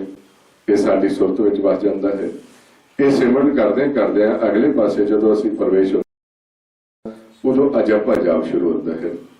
उस नूं मारे कहंदे ने सुखमन के का राग सुन, सुन मंडल ले बुलाए, अजपा जाप ना विसरे आद जुगाद समाए। वो अजपा जाप है, उत्थे सानू बोलण दी लोड़ नहीं, केवल ते केवल असीं सुनना हुंदा है। वो ही असली भगती है। उस नूं नाम प्रगट होना कहंदे ने। मारे कहंदे नाम जिन के मन वसिया वाजे शब्द कनेरे। ते वो नाम साडे अंदर है। वो जिहड़ा नाम है उस नूं आपां सुन सकदे हां। वो जिहड़ा नाम है लिखण पढ़न दे विच नहीं आउंदा। जिस नूं मारे कहंदे ने तिस रूप ना रेख ना रंग किश। जिस तरह परमात्मा का गुरु और रंग रेख नहीं है, इसी तरह मारे कहंदे तिस रूप ना रेख अनाहत वाजे। वो अनहद शब्द है, वो दिखाई नहीं देता, केवल ते केवल सुनिया जा सकता है। उस नूं नाम कहिंदे ने। उस वे ही ध्याना शुरू होंदा है। उस नूं कहंदे ने नाम ध्याओ, ਉਹਨੂੰ ਧਿਆਉਣਾ ਕਹਿੰਦੇ ਨੇ। ਜਿਹੜਾ ਉਸ ਅਵਸਥਾ ਵਿੱਚ ਚਲ ਗਿਆ ਉਸ ਨੂੰ ਧਿਆਨ ਕਹਿੰਦੇ ਨੇ। ਉਦੋਂ ਸਾਡਾ ਧਿਆਨ ਸ਼ੁਰੂ ਹੁੰਦਾ ਹੈ। ਹਾਂਜੀ ਵਾਹਿਗੁਰੂ ਜੀ ਪੁੱਛ ਰਹੇ ਹਨ ਕਿ ਸਹਿਜ ਵਿੱਚ ਰਹਿਣ ਤੋਂ ਕੀ ਭਾਵ ਹੈ? ਸਹਿਜ ਦੀ ਅਵਸਥਾ ਤੋਂ ਭਾਵ ਹੈ ਕਿ ਇੱਕ ਹੈ ਜਿਸ ਤਰ੍ਹਾਂ ਅਸੀਂ ਸਿੱਧੇ ਹੀ ਪ੍ਰਵੇਸ਼ ਹੋ ਜਾਂਦੇ ਹਾਂ। ਸਿੱਧਾ ਹੀ ਮਨ ਜਦੋਂ ਆਉਂਦਾ ਹੈ, ਸਿੱਧਾ ਪਾਉਣ ਵਿੱਚ ਪ੍ਰਵੇਸ਼ ਹੁੰਦਾ ਹੈ। ਪਾਉਣ ਵਿੱਚ ਪ੍ਰਵੇਸ਼ ਹੋਣ ਦੇ ਨਾਲ ਜਦੋਂ ਮੁੱਖ ਦਾ ਇਸਤੇਮਾਲ ਕਰਦਾ ਹੈ, ਇਹਦੇ ਵਿੱਚ ਅੱਗ ਰੱਖੀ ਹੁੰਦੀ ਹੈ ਤੇ ਉਹ ਮਾੜੇ ਬਚਨ ਬੋਲਣੇ ਸ਼ੁਰੂ ਕਰ ਦਿੰਦਾ ਹੈ। ਉਹ ਜਿਹੜਾ ਮਨ ਹੈ ਦੂਤਾਂ ਦੇ ਵਸ ਆ ਜਾਂਦਾ ਹੈ। ਉਸ ਨੂੰ ਕਹਿੰਦੇ ਨੇ ਮਨ ਵਸ ਦੂਤਾਂ ਦੁਰਮਤੋ ਹੈ। ਤੇ ਸਹਿਜ ਦੀ ਅਵਸਥਾ ਹੈ, ਜਿਹੜਾ ਵੀ ਗੁਰਮੁਖ ਆਉਂਦਾ ਉਸ ਨੂੰ ਪਤਾ ਹੈ ਵੀ ਇਹ ਜਿਹੜਾ ਦੇਸ਼ ਬਗਾਨਾ ਦੇਸ਼ ਹੈ, ਇਹਦੇ ਅੰਦਰ ਪੰਜ ਚੋਰ ਵਸਦੇ ਨੇ। ਉਹ ਸ਼ਬਦ ਰਾਹੀਂ ਆਉਂਦਾ ਹੈ ਤੇ ਸ਼ਬਦ ਰਾਹੀਂ ਆਉਂਦਾ ਐਸੀ ਅਵਸਥਾ ਦੇ ਵਿੱਚ ਜਦੋਂ ਪਹਿਲਾਂ ਆਉਂਦਾ ਹੈ ਇਹਨਾਂ ਨੇਤਰਾਂ ਨੂੰ ਸਮ ਕਰਦਾ ਹੈ। ਫਿਰ ਉਹ ਪੌਣ ਨੂੰ ਸਮ ਕਰਦਾ ਹੈ। ਪੌਣ ਨੂੰ ਸਮ ਕਰਨ ਤੋਂ ਬਾਅਦ ਜਿਹੜੀ ਅੱਗ ਰੱਖੀ ਹੈ ਮੁੱਖ ਵਿੱਚ ਅੰਮ੍ਰਿਤ ਜਲ ਪਾ ਕੇ ਇਸ ਨੂੰ ਬੁਝਾਉਂਦਾ ਹੈ ਤੇ ਫਿਰ ਆ ਕੇ ਬੈਠ ਕੇ ਇਹਦਾ ਇਸਤੇਮਾਲ ਕਰਦਾ ਹੈ ਤਾਂ ਜੋ ਇਹ ਜਿਹੜੇ ਪੰਜੇ ਜਿਹੜੇ ਨੇ ਮੈਨੂੰ ਵਿਚਾਰਾਂ ਦੇ ਵਿੱਚ ਪਾ ਕੇ ਲੁੱਟ ਨਾ ਲੈਣ। ਔਰ ਗੁਰਮੁਖ ਦੀ ਅਵਸਥਾ ਹੈ, ਗੁਰਮੁਖ ਸਹਿਜ ਵਿੱਚ ਹੀ ਤੁਰਦਾ ਹੈ, ਸਹਿਜ ਵਿੱਚ ਹੀ ਵਿਚਰਦਾ ਹੈ, ਸਹਿਜ ਵਿੱਚ ਹੀ ਬੋਲਦਾ ਹੈ, ਸਹਿਜ ਵਿੱਚ ਹੀ ਸੌਂਦਾ ਹੈ। ਜਿਸ ਨੂੰ ਮਾਰੇ ਕਹਿੰਦੇ ਨੇ ਗੁਰ ਸਹਿਜੇ ਜਾਗੇ ਸਹਿਜੇ ਸੋਵੇ, ਗੁਰ ਜੋ ਗੁਰਮੁਖ ਕਰੇ ਸਾਈ ਭਗਤ ਹੋਵੇ। ਉਹ ਗੁਰਮੁਖ ਜੋ ਵੀ ਕਰਦਾ ਹੈ, ਜਾਗਦਾ ਵੀ, ਬਹਿੰਦਾ ਵੀ, ਉੱਠਦਾ ਵੀ, ਆਪਣਾ ਸਹਿਜ ਵਿੱਚ ਵਿਚਰਦਾ ਹੈ। ਉਸ ਅਵਸਥਾ ਨੂੰ ਕਹਿੰਦੇ ਨੇ ਸਹਿਜ, ਜਿਹੜਾ ਸ਼ਬਦ ਨਾਲ ਜੁੜ ਕੇ ਚੱਲਦਾ ਹੈ। ਤੇ ਜਿਹੜਾ ਸਿੱਧਾ ਹੀ ਇਹਨਾਂ ਦੇ ਵਸ ਆ ਜਾਂਦਾ ਪੰਜਾਂ ਦੇ, ਉਸ ਨੂੰ ਮਾਰੇ ਕਹਿੰਦੇ ਨੇ ਪੰਜ ਦੂਤ ਚਿਤਵੇ ਵਕਾਰਾ ਮੋਹ ਮਾਇਆ ਕਾ ਇਹ ਪਸਾਰਾ। ਉਹਨੂੰ ਫਿਰ ਇਹ ਪੰਜੇ ਜਣੇ ਹੀ ਆਪਣੀ ਮਰਜ਼ੀ ਨਾਲ ਚਲਾਈ ਜਾਂਦੇ ਨੇ, ਉਹਨਾਂ ਨੂੰ ਸਹਿਜ ਵਿੱਚ ਪ੍ਰਵੇਸ਼ ਨਹੀਂ ਹੋਣ ਦਿੰਦੇ। ਹਾਂਜੀ ਬਾਕੀ ਗੁਰਮੁਖੋ ਇਹਦੀ ਸੀਡੀ ਬਣਾ ਲਾਂਗੇ ਆਪਾਂ, ਕਾਫੀ ਸਵਾਲ ਲੈ ਕੇ ਤੇ ਇਹ ਸੀਡੀ ਬਣਾ ਕੇ ਨਾ ਗੁਰਮੁਖਾਂ ਦੇ ਫਿਰ ਤੁਹਾਨੂੰ ਇੱਥੇ ਦੇ ਦਾਂਗੇ। ਸਵਾਲ ਕਾਫੀ ਨੇ, ਉਧਰ ਵੀ ਲਿਖੇ ਹੋਏ ਤੇ ਸਮਾਂ ਲੱਗ ਜਾਏਗਾ ਸ਼ਾਮ ਨੂੰ। ਇਹ ਹੁਣ ਸਾਰੇ ਇਹ ਸਵਾਲ ਜਿਹੜੇ ਨੇ ਚਲੋ ਇਹਦਾ ਮਿਲੇਗਾ ਹੱਲ ਤੁਹਾਨੂੰ ਆਪਣੇ ਆਪ ਸਾਰਿਆਂ ਦਾ। ਤੇ ਇੱਕ ਸਵਾਲ ਤੁਹਾਨੂੰ ਅਸੀਂ ਪਾ ਰਹੇ ਹਾਂ, ਉਹ ਤੁਸੀਂ ਪੁੱਛ ਕੇ ਹਾਂਜੀ, ਕਿਉਂਕਿ ਇਹ ਆਪਾਂ ਇੱਕ ਸਾਂਝ ਪਾਉਣੀ ਹੁੰਦੀ ਹੈ। ਜਿਸ ਤਰ੍ਹਾਂ ਤੁਸੀਂ ਇੱਥੇ ਬੈਠਦੇ ਹੋ ਸਾਰਾ ਪਰਿਵਾਰ ਇੱਕ ਦੂਸਰੇ ਦੇ ਕੋਲ ਬੈਠਦੇ ਹੋ, ਗੁਰਬਾਣੀ ਦੀ ਵਿਚਾਰ ਕਰਦੇ ਹੋ, ਸਿਮਰਨ ਦੀਆਂ ਗੱਲਾਂ ਕਰਦੇ ਹੋ, ਇਹ ਅਸਲੀ ਪਰਿਵਾਰ ਹੈ। ਇਸ ਨੂੰ ਕਹਿੰਦੇ ਨੇ ਅਸਲੀ ਸਖੀਆਂ ਸਹੇਲੀਆਂ ਜਿਹੜੇ ਪਰਮਾਤਮਾ ਦੀ ਉਸਤਤ ਕਰਦੀਆਂ ਨੇ। ਇਹ ਇਹੋ ਜਿਹੇ ਹੁੰਦੇ ਨੇ ਉਹ ਸਿਰਫ ਸੂਟਾਂ ਦੀਆਂ ਗੱਲਾਂ ਹੀ ਕਰਦੇ ਰਹਿੰਦੇ ਨੇ। ਇਸ ਕਰਕੇ ਉਹਨਾਂ ਚੀਜ਼ਾਂ ਤੋਂ ਹਟਾਉਣ ਵਾਸਤੇ ਅਸੀਂ ਉੱਥੇ ਤਾਂ ਸ਼ੁਰੂ ਕੀਤਾ, ਹੌਲੀ ਹੌਲੀ ਤੁਹਾਨੂੰ ਵੀ ਦੱਸਿਆ ਕਰਾਂਗੇ। ਫਿਰ ਜਦੋਂ ਤੁਸੀਂ ਬੈਠਣਾ ਹੈ ਇੱਕ ਸਵਾਲ ਲੱਭਿਆ ਕਰਨਾ, ਉਹਦਾ ਹੱਲ ਲੱਭਿਆ ਕਰਨਾ। ਜਿਸ ਤਰ੍ਹਾਂ ਹੁਣ ਗੁਰਬਾਣੀ ਵਿੱਚ ਦੱਸਿਆ ਇੱਕ ਸਵਾਲ ਹੈ ਤੁਹਾਨੂੰ ਸਾਰਿਆਂ ਨੂੰ ਗੁਰਬਾਣੀ ਤੁਸੀਂ ਸਾਰੇ ਪੜ੍ਹਦੇ ਹੋ ਤੇ ਮਹਾਰਾਜ ਜਪਜੀ ਸਾਹਿਬ ਦੀ ਬਾਣੀ ਦੱਸਦੇ ਨੇ, ਕਹਿੰਦੇ ਨੇ ਜਦੋਂ ਅਸੀਂ ਸੁਣਦੇ ਹਾਂ ਤੇ ਜਿਹੜਾ ਅੰਨਾ ਆਦਮੀ ਹੈ ਸੁਣਨ ਵਾਲਾ ਉਹ ਵੀ ਰਸਤਾ ਲੱਭ ਲੈਂਦਾ ਹੈ। ਹਾਂਜੀ, ਮਹਾਰਾਜ ਕਹਿੰਦੇ ਨੇ ਸੁਣੀਏ ਅੰਧੇ ਪਾਵੇ ਰਾਹ, ਸੁਣੀਏ ਹਾਥ ਹੋਵੇ ਸਿਗਾ। ਉਹ ਜਿਹੜਾ ਅੰਨਾ ਹੈ ਸੁਣ ਕੇ ਉਹ ਵੀ ਰਸਤਾ ਲੱਭ ਲੈਂਦਾ ਹੈ, ਸੁਣਨ ਵਿੱਚ ਇੰਨੀ ਪਾਵਰ ਹੈ। ਜਪਜੀ ਸਾਹਿਬ ਦੀ ਬਾਣੀ ਪੜ੍ਹਦਿਆਂ ਆਪਾਂ ਸੁਖਮਨੀ ਸਾਹਿਬ ਦੀ ਬਾਣੀ ਤੇ ਚਲੇ ਗਏ ਤੇ ਸੁਖਮਨੀ ਸਾਹਿਬ ਵਿੱਚ ਪੜ੍ਹਿਆ ਤੇ ਮਹਾਰਾਜ ਕਹਿੰਦੇ ਨੇ ਸੁਣ ਅੰਧਾ ਕੈਸੇ ਮਾਰਗ ਪਾਵੇ, ਕਰ ਗਏ ਲੈ ਓੜ ਨਾ ਪਾਵੇ। ਉਹ ਕਹਿੰਦੇ ਨੇ ਜਿਹੜਾ ਅੰਨਾ ਹੈ ਉਹ ਸੁਣ ਕੇ ਜਾ ਹੀ ਨਹੀਂ ਸਕਦਾ ਕਿਤੇ। ਮਹਾਰਾਜ ਕਹਿੰਦੇ ਨੇ ਸੁਣ ਅੰਧਾ ਕੈਸੇ ਮਾਰਗ ਪਾਵੇ, ਵੀ ਜਿਹੜਾ ਅੰਨਾ ਹੈ ਉਹ ਸੁਣ ਕੇ ਕਿੱਦਾਂ ਰਸਤਾ ਲੱਭ ਲੇਗਾ। ਹੁਣ ਕੋਈ ਅੰਨਾ ਆਦਮੀ ਉਹਨੇ ਆਪਾਂ ਨੂੰ ਪੁੱਛਿਆ ਕਿ ਮੈਂ ਜੀ 43 ਬੀਚ ਜਾਣਾ ਚਾਹੁੰਦਾ ਤੇ ਤੁਸੀਂ ਉਸ ਨੂੰ ਕਿਹਾ ਵੀ ਇੱਧਰ ਨੂੰ ਸਿੱਧਾ ਹੀ ਚਲਾ ਜਾ, ਉਹ ਇੱਧਰ ਨੂੰ ਘੁੰਮ ਜੀ, ਕਿ ਉਹ ਚਲੇ ਜਾਏਗਾ। ਉਹਨੂੰ ਹੁਣ ਪਤਾ ਹੀ ਨਹੀਂ ਕਿੱਧਰ ਨੂੰ ਇਸ਼ਾਰਾ ਕੀਤਾ, ਤੁਸੀਂ ਬਾਅਦ ਐਸਾ ਕਰ ਦਿੱਤੀ। ਤੇ ਮਾਰ ਕਹਿੰਦੇ ਨੇ ਸੁਣ ਅੰਧਾ ਕੈਸੇ ਮਾਰਗ ਪਾਵੇ, ਤੇ ਜਪਜੀ ਸਾਹਿਬ ਜੀ ਮਾਰ ਕਹਿੰਦੇ ਨੇ ਸੁਣੀਏ ਅੰਧੇ ਪਾਵੇ ਰਾਹ। ਹੁਣ ਇਹਦੇ ਤੁਸੀਂ ਵਿਚਾਰ ਕਰਨੀ ਹੈ ਵੀ ਉਹ ਅੰਨਾ ਕਿਹੜਾ ਹੈ ਤੇ ਉਹ ਅੰਨਾ ਕੌਣ ਹੈ। ਵੀ ਜਿਹੜਾ ਸੁਣ ਕੇ ਹੀ ਰਸਤਾ ਲੱਭ ਲੈਂਦਾ ਹੈ ਤੇ ਇੱਕ ਨੂੰ ਸੁਣ ਕੇ ਵੀ ਨਹੀਂ ਪਤਾ ਲੱਗਦਾ। ਇਹੋ ਨਾਲ ਨਾਲ ਜਦੋਂ ਅਸੀਂ ਇਸੇ ਵਿਚਾਰ ਕਰਾਂਗੇ ਫਿਰ ਸਾਨੂੰ ਪੇਟ ਖੁੱਲੇਗਾ। ਇਹਦਾ ਤੁਸੀਂ ਅੱਜ ਨਹੀਂ, ਆਉਣ ਵਾਲੇ ਫਿਰ ਜਦੋਂ ਕਿਤੇ ਆਪਾਂ ਮਿਲਾਂਗੇ ਉਦੋਂ ਤੁਸੀਂ ਇਹਦਾ ਜਵਾਬ ਦੇ ਦਿਓ ਸਾਰੇ। ਹਾਂਜੀ, ਸੋ ਇਸ ਵਾਸਤੇ ਇਹ ਨਾਲੇ ਤਾਂ ਤੁਹਾਡਾ ਪਿਆਰ ਬਣਿਆ ਰਹੇਗਾ। ਜਦੋਂ ਤੁਸੀਂ ਬੈਠੋਗੇ ਇੱਕ ਦੂਸਰੇ ਨਾਲ ਵਿਚਾਰ ਕਰਿਆ ਕਰੋ। ਨਾਲ ਨਾਲ ਗੁਰਬਾਣੀ ਦੇ ਵਿੱਚ ਇਸੇ ਤਰ੍ਹਾਂ ਆਪਾਂ ਨੂੰ ਸਵਾਲ ਦਿੱਤੇ ਹੋਏ ਨੇ, ਜਵਾਬ ਦਿੱਤੇ ਹੋਏ ਨੇ। ਇਹ ਅਸਲ ਗੁਰਮਤਿ ਹੈ। ਤੇ ਜੇ ਅਸੀਂ ਇਸ ਖੋਜ ਕਰਦੇ ਕਰਦੇ ਰਵਾਂਗੇ ਕਿ ਤਾਂ ਪਿਆਰ ਬਣੇਗਾ ਸਾਡਾ ਤੇ ਇੱਕ ਸਾਨੂੰ ਰਸਤਾ ਮਿਲੇਗਾ। ਸੋ ਇਸ ਵਾਸਤੇ ਇਹ ਤੁਸੀਂ ਲੱਭਣਾ ਸਾਰਿਆਂ ਨੇ। ਹਾਂਜੀ, ਫਿਰ ਤੁਹਾਡੇ ਇੱਥੇ ਬੜੇ ਵਿਦਵਾਨ ਨੇ, ਗਿਆਨੀ ਨੇ, ਕਈ ਉਹਨਾਂ ਨੂੰ ਵੀ ਤੁਸੀਂ ਪੁੱਛ ਸਕਦੇ ਹੋ। ਹਾਂਜੀ, ਤੇ ਜੈਸਾ ਹਾਂਜੀ ਹਾਂਜੀ ਦੱਸੋ।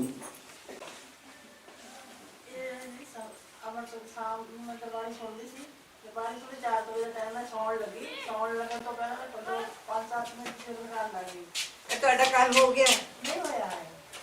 अच्छा लगी तो लगी बड़ी खड़काहट आई ना, बहुत ज्यादा ही खड़का होया, कोई पता नहीं क्या बंदर पहाड़ टूट गया क्या होया, ऐसा खड़का होया भी मैं चिंता करके जाती हूँ जाती फिर खड़ा दो खड़के पूरा मतलब टाइम से सब ਹੋ ਗਿਆ ਸੀ ਕੱਲ। ਹਾਂਜੀ, ਉਹ ਪੁੱਛ ਰਹੇ ਸੀ, ਕੱਲ ਵੀ ਦੱਸਿਆ ਸੀ ਇਸ ਤਰ੍ਹਾਂ ਵੀ ਜਦੋਂ ਆਪਾਂ ਸਹਿਜ ਵਿੱਚ ਹੁੰਦੇ ਇਹ ਸ਼ਬਦ ਆਪਣੇ ਅੰਦਰ ਚੱਲਦਾ ਹੈ। ਉਸ ਨੂੰ ਮਾਰੇ ਜਦੋਂ ਤੁਸੀਂ ਸਹਿਜ ਵਿੱਚ ਬੈਠੇ ਸੀ ਉਸ ਨੂੰ ਮਾਰੇ ਗੁਰਬਾਣੀ ਕਹਿੰਦੇ ਨੇ ਅੜਮਣਿਆ ਮੰਦਲ ਬਾਜੇ ਬਿਨ ਸਾਵਣ ਘਰ ਹਰ ਗਾਜੇ। ਤੇ ਬਿਨਾਂ ਸਾਉਣ ਤੋਂ ਹੀ ਅੰਦਰ ਘਨਹਰ ਜਿਹੜੇ ਨੇ ਬੱਦਲ ਗੱਜਦੇ ਨੇ ਆਪਣੇ ਅੰਦਰ, ਤੇ ਬਿਨਾਂ ਹੀ ਮੜੇ ਹੋਇਆ ਬਿਨਾਂ ਬਣਾਉਣ ਤੋਂ ਢੋਲ ਖੜਕਦਾ ਹੈ। ਜਿਸ ਤਰ੍ਹਾਂ ਢੋਲ ਵੱਜੇਗਾ, ਜਿਸ ਤਰ੍ਹਾਂ ਬੱਦਲ ਗਰਜਣ ਦੀ ਆਵਾਜ਼ ਆਏਗੀ, ਇਹ ਆਪਣੇ ਅੰਦਰ ਅਣਹਦ ਸ਼ਬਦ ਚੱਲਦਾ ਹੈ। ਤੇ ਉਸ ਵਕਤ ਤੁਸੀਂ ਕੀ ਕਰਨਾ ਸੀ, ਅੱਖਾਂ ਨਹੀਂ ਖੋਲਣੀਆਂ, ਅੱਖਾਂ ਬੰਦ ਕਰਕੇ ਉਹਦੇ ਵਿੱਚ ਧਿਆਨ ਲਾਉਣ ਦੀ ਕੋਸ਼ਿਸ਼ ਕਰਨੀ ਹੈ, ਉਸ ਨੂੰ ਸੁਣਨ ਦੀ ਕੋਸ਼ਿਸ਼ ਕਰਨੀ ਹੈ। ਤੇ ਜੇ ਤੁਸੀਂ ਉਸ ਨੂੰ ਲਗਾਤਾਰ ਸੁਣਦੇ ਤੇ ਤੁਹਾਡਾ ਮੂੰਹ ਮਿੱਠਾ ਮਿੱਠਾ ਹੋਣਾ ਸ਼ੁਰੂ ਹੋ ਜਾਣਾ, ਅੰਮ੍ਰਿਤ ਆਉਣਾ ਸ਼ੁਰੂ ਹੋ ਜਾਣਾ ਸੀ।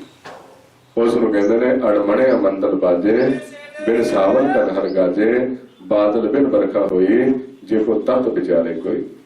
ਉਹਦੇ ਵਿੱਚ ਸਾਨੂੰ ਅੰਮ੍ਰਿਤ ਧਾਰਾ, ਅੰਮ੍ਰਿਤ ਰਸ ਆਉਣਾ ਸ਼ੁਰੂ ਹੋ ਜਾਂਦਾ। ਅੱਗੇ ਤੋਂ ਫਿਰ ਇਸ ਤਰ੍ਹਾਂ ਜਦੋਂ ਹੋਏਗਾ ਅੱਖਾਂ ਨਹੀਂ ਖੋਲਣੀਆਂ, ਅੱਖਾਂ ਬੰਦ ਕਰਕੇ ਅੰਦਰ ਧਿਆਨ ਰੱਖ ਕੇ ਉਸ ਨੂੰ ਸੁਣਨ ਦੀ ਕੋਸ਼ਿਸ਼ ਕਰਨੀ।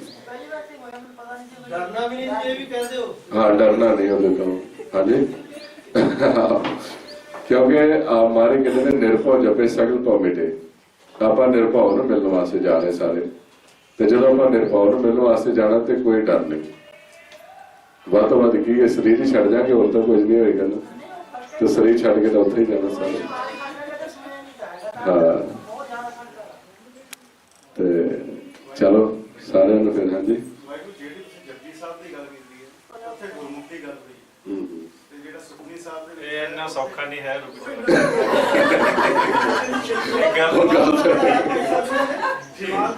ਇਹ ਗਲਤ ਹੈ, ਇੱਕ ਬਾਅਦ ਚ ਹਾਂ ਹੁਣ ਤਾਂ ਚਲੋ ਆਪਾਂ ਸਾਰੇ ਹੀ ਇੱਥੇ ਪਰਿਵਾਰ ਹਾਂ ਤੇ ਤੁਸੀਂ ਇਸ ਤਰ੍ਹਾਂ ਸਾਰੇ ਕੋਸ਼ਿਸ਼ ਕਰ ਸਕਦੇ, ਇੱਕ ਪਿਆਰ ਹੈ।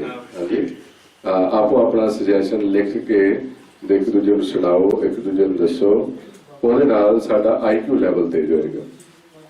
ਅੱਜ ਕੱਲ੍ਹ ਅਸੀਂ ਅਧਿਆਤਮਿਕ ਪੱਖ ਤੋਂ ਬੜਾ ਹੇਠਾਂ ਚਲੇ ਗਏ ਹਾਂ ਤੇ ਦੁਨਿਆਵੀ ਪੱਖ ਤੋਂ ਅਸੀਂ ਬੜੇ ਉੱਚੇ ਆਪਣੇ ਆਪ ਨੂੰ ਸਮਝਦੇ ਹਾਂ। ਇਸ ਕਰਕੇ ਜਦੋਂ ਅਸੀਂ ਅਧਿਆਤਮਿਕ ਦੇ ਰਸਤੇ ਚੱਲਾਂਗੇ, ਗਿਆਨ ਹੋਏਗਾ ਸਾਨੂੰ, ਫਿਰ ਸਾਨੂੰ ਇਹ ਭੇਦ ਖੁੱਲ੍ਹੇ ਹੌਲੀ ਹੌਲੀ। ਬਹੁਤ ਅੱਛੀ ਗੱਲ ਹੈ ਤੇ ਬਹੁਤ ਸਾਰਿਆਂ ਦਾ ਤੁਹਾਡਾ ਧੰਨਵਾਦ, ਤੁਸੀਂ ਮੌਕਾ ਦਿੱਤਾ। ਹਾਂਜੀ ਦੱਸੋ।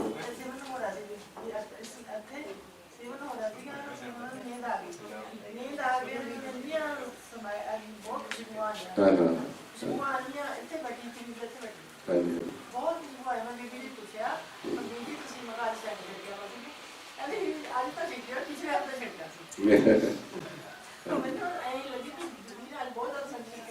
ਹਾਂਜੀ ਇਸ ਤਰ੍ਹਾਂ ਦੀ ਜਦੋਂ ਖੁਸ਼ਬੂ ਸਾਨੂੰ ਆਉਂਦੀ ਹੈ ਨਾ ਤੇ ਸਾਡੇ ਅੰਦਰੋਂ ਆਉਂਦੀ ਹੈ। ਜਦੋਂ ਇਹ ਪੌਣ ਸਮ ਹੋ ਜਾਂਦੀ ਹੈ, ਆਪਣੀ ਇਹ ਜਿਹੜੀ ਪੌਣ ਹੈ ਨਾ ਸਮ ਹੋ ਜਾਂਦੀ ਹੈ, ਉਸ ਵਕਤ ਮਨ ਜਿਹੜਾ ਸਹਿਜ ਤੋਂ ਉੱਪਰਲੀ ਅਵਸਥਾ ਵਿੱਚ ਹੁੰਦਾ ਹੈ, ਉਦੋਂ ਸਾਨੂੰ ਆਪਣੇ ਅੰਦਰੋਂ ਵੀ ਤੇ ਬਾਹਰੋਂ ਵੀ ਇਥੋਂ ਖੁਸ਼ਬੂ ਆਉਣ ਲੱਗ ਜਾਂਦੀ ਹੈ। ਕਿਉਂਕਿ ਬਾਹਰ ਪਰਮਾਤਮਾ ਦੀ ਆਰਤੀ ਹੋ ਰਹੀ ਹੈ, ਜਿਸ ਨੂੰ ਮਾਰੇ ਕਹਿੰਦੇ ਨੇ ਧੂਪ ਮਲਿਆਨ ਲੋ ਪਵਨ ਚਵਰੋ ਕਰੇ ਸਗਲ ਪਨਰਾਏ ਫਲੰਤ ਜੋਤੀ। ਇਹ ਤੇ ਜਿਹੜੀ ਆਰਤੀ ਹੋ ਰਹੀ ਹੈ ਉਹਦੇ ਵਿੱਚ ਤਰ੍ਹਾਂ ਤਰ੍ਹਾਂ ਦੀਆਂ ਸੁਗੰਧੀਆਂ ਛੱਡੀਆਂ ਜਾ ਰਹੀਆਂ ਨੇ ਤੇ ਜਦੋਂ ਆਪਾਂ ਸਹਿਜ ਵਿੱਚ ਹੁੰਦੇ ਹਾਂ ਇਥੋਂ ਸਾਨੂੰ ਉਹ ਵਾਸ਼ਨਾ ਰੂਪ ਵਿੱਚ ਪ੍ਰਾਪਤ ਹੋਣੀ ਸ਼ੁਰੂ ਹੋ ਜਾਂਦੀ। ਉਹ ਇਸ ਤਰ੍ਹਾਂ ਦੀ ਹੋਏਗੀ ਜਿਸ ਤਰ੍ਹਾਂ ਕੋਈ ਅਗਰਬੱਤੀ ਹੈ, ਕੋਈ ਫੁੱਲਾਂ ਦਾ ਰਸ ਹੈ, ਕੋਈ ਫਲਾਂ ਦੀ ਖੁਸ਼ਬੂ ਹੈ। ਹਾਂਜੀ ਤੇ ਉਹਨੂੰ ਤੁਸੀਂ ਪ੍ਰਾਪਤ ਕਰ ਸਕਦੇ ਹੋ। ਉਹ ਪਰਮਾਤਮਾ ਦੀ ਕਿਰਪਾ ਹੁੰਦੀ ਹੈ, ਉਹਨੂੰ ਤੁਸੀਂ ਸੁੰਘ ਲਿਆ ਕਰੋ। ਇੱਕ ਗੱਲ ਦੱਸੋ, ਜਦੋਂ ਸੁਣਨ ਚਲੇ ਗਏ ਉਸ ਤੋਂ ਬਾਅਦ ਸ਼ਬਦ ਨਾਲ ਕਿਵੇਂ ਜੁੜਾ ਹੈ?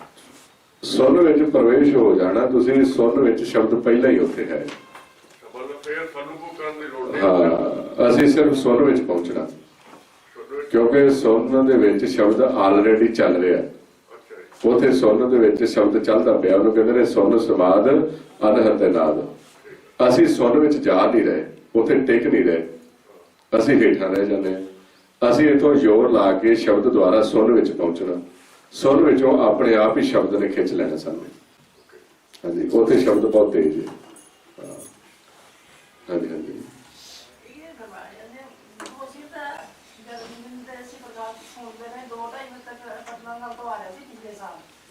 ਸਾਰੇ ਸਮਾਪਤੀ ਅਰਦਾਸ ਤੱਕ ਸੁਣ ਲਿਆ।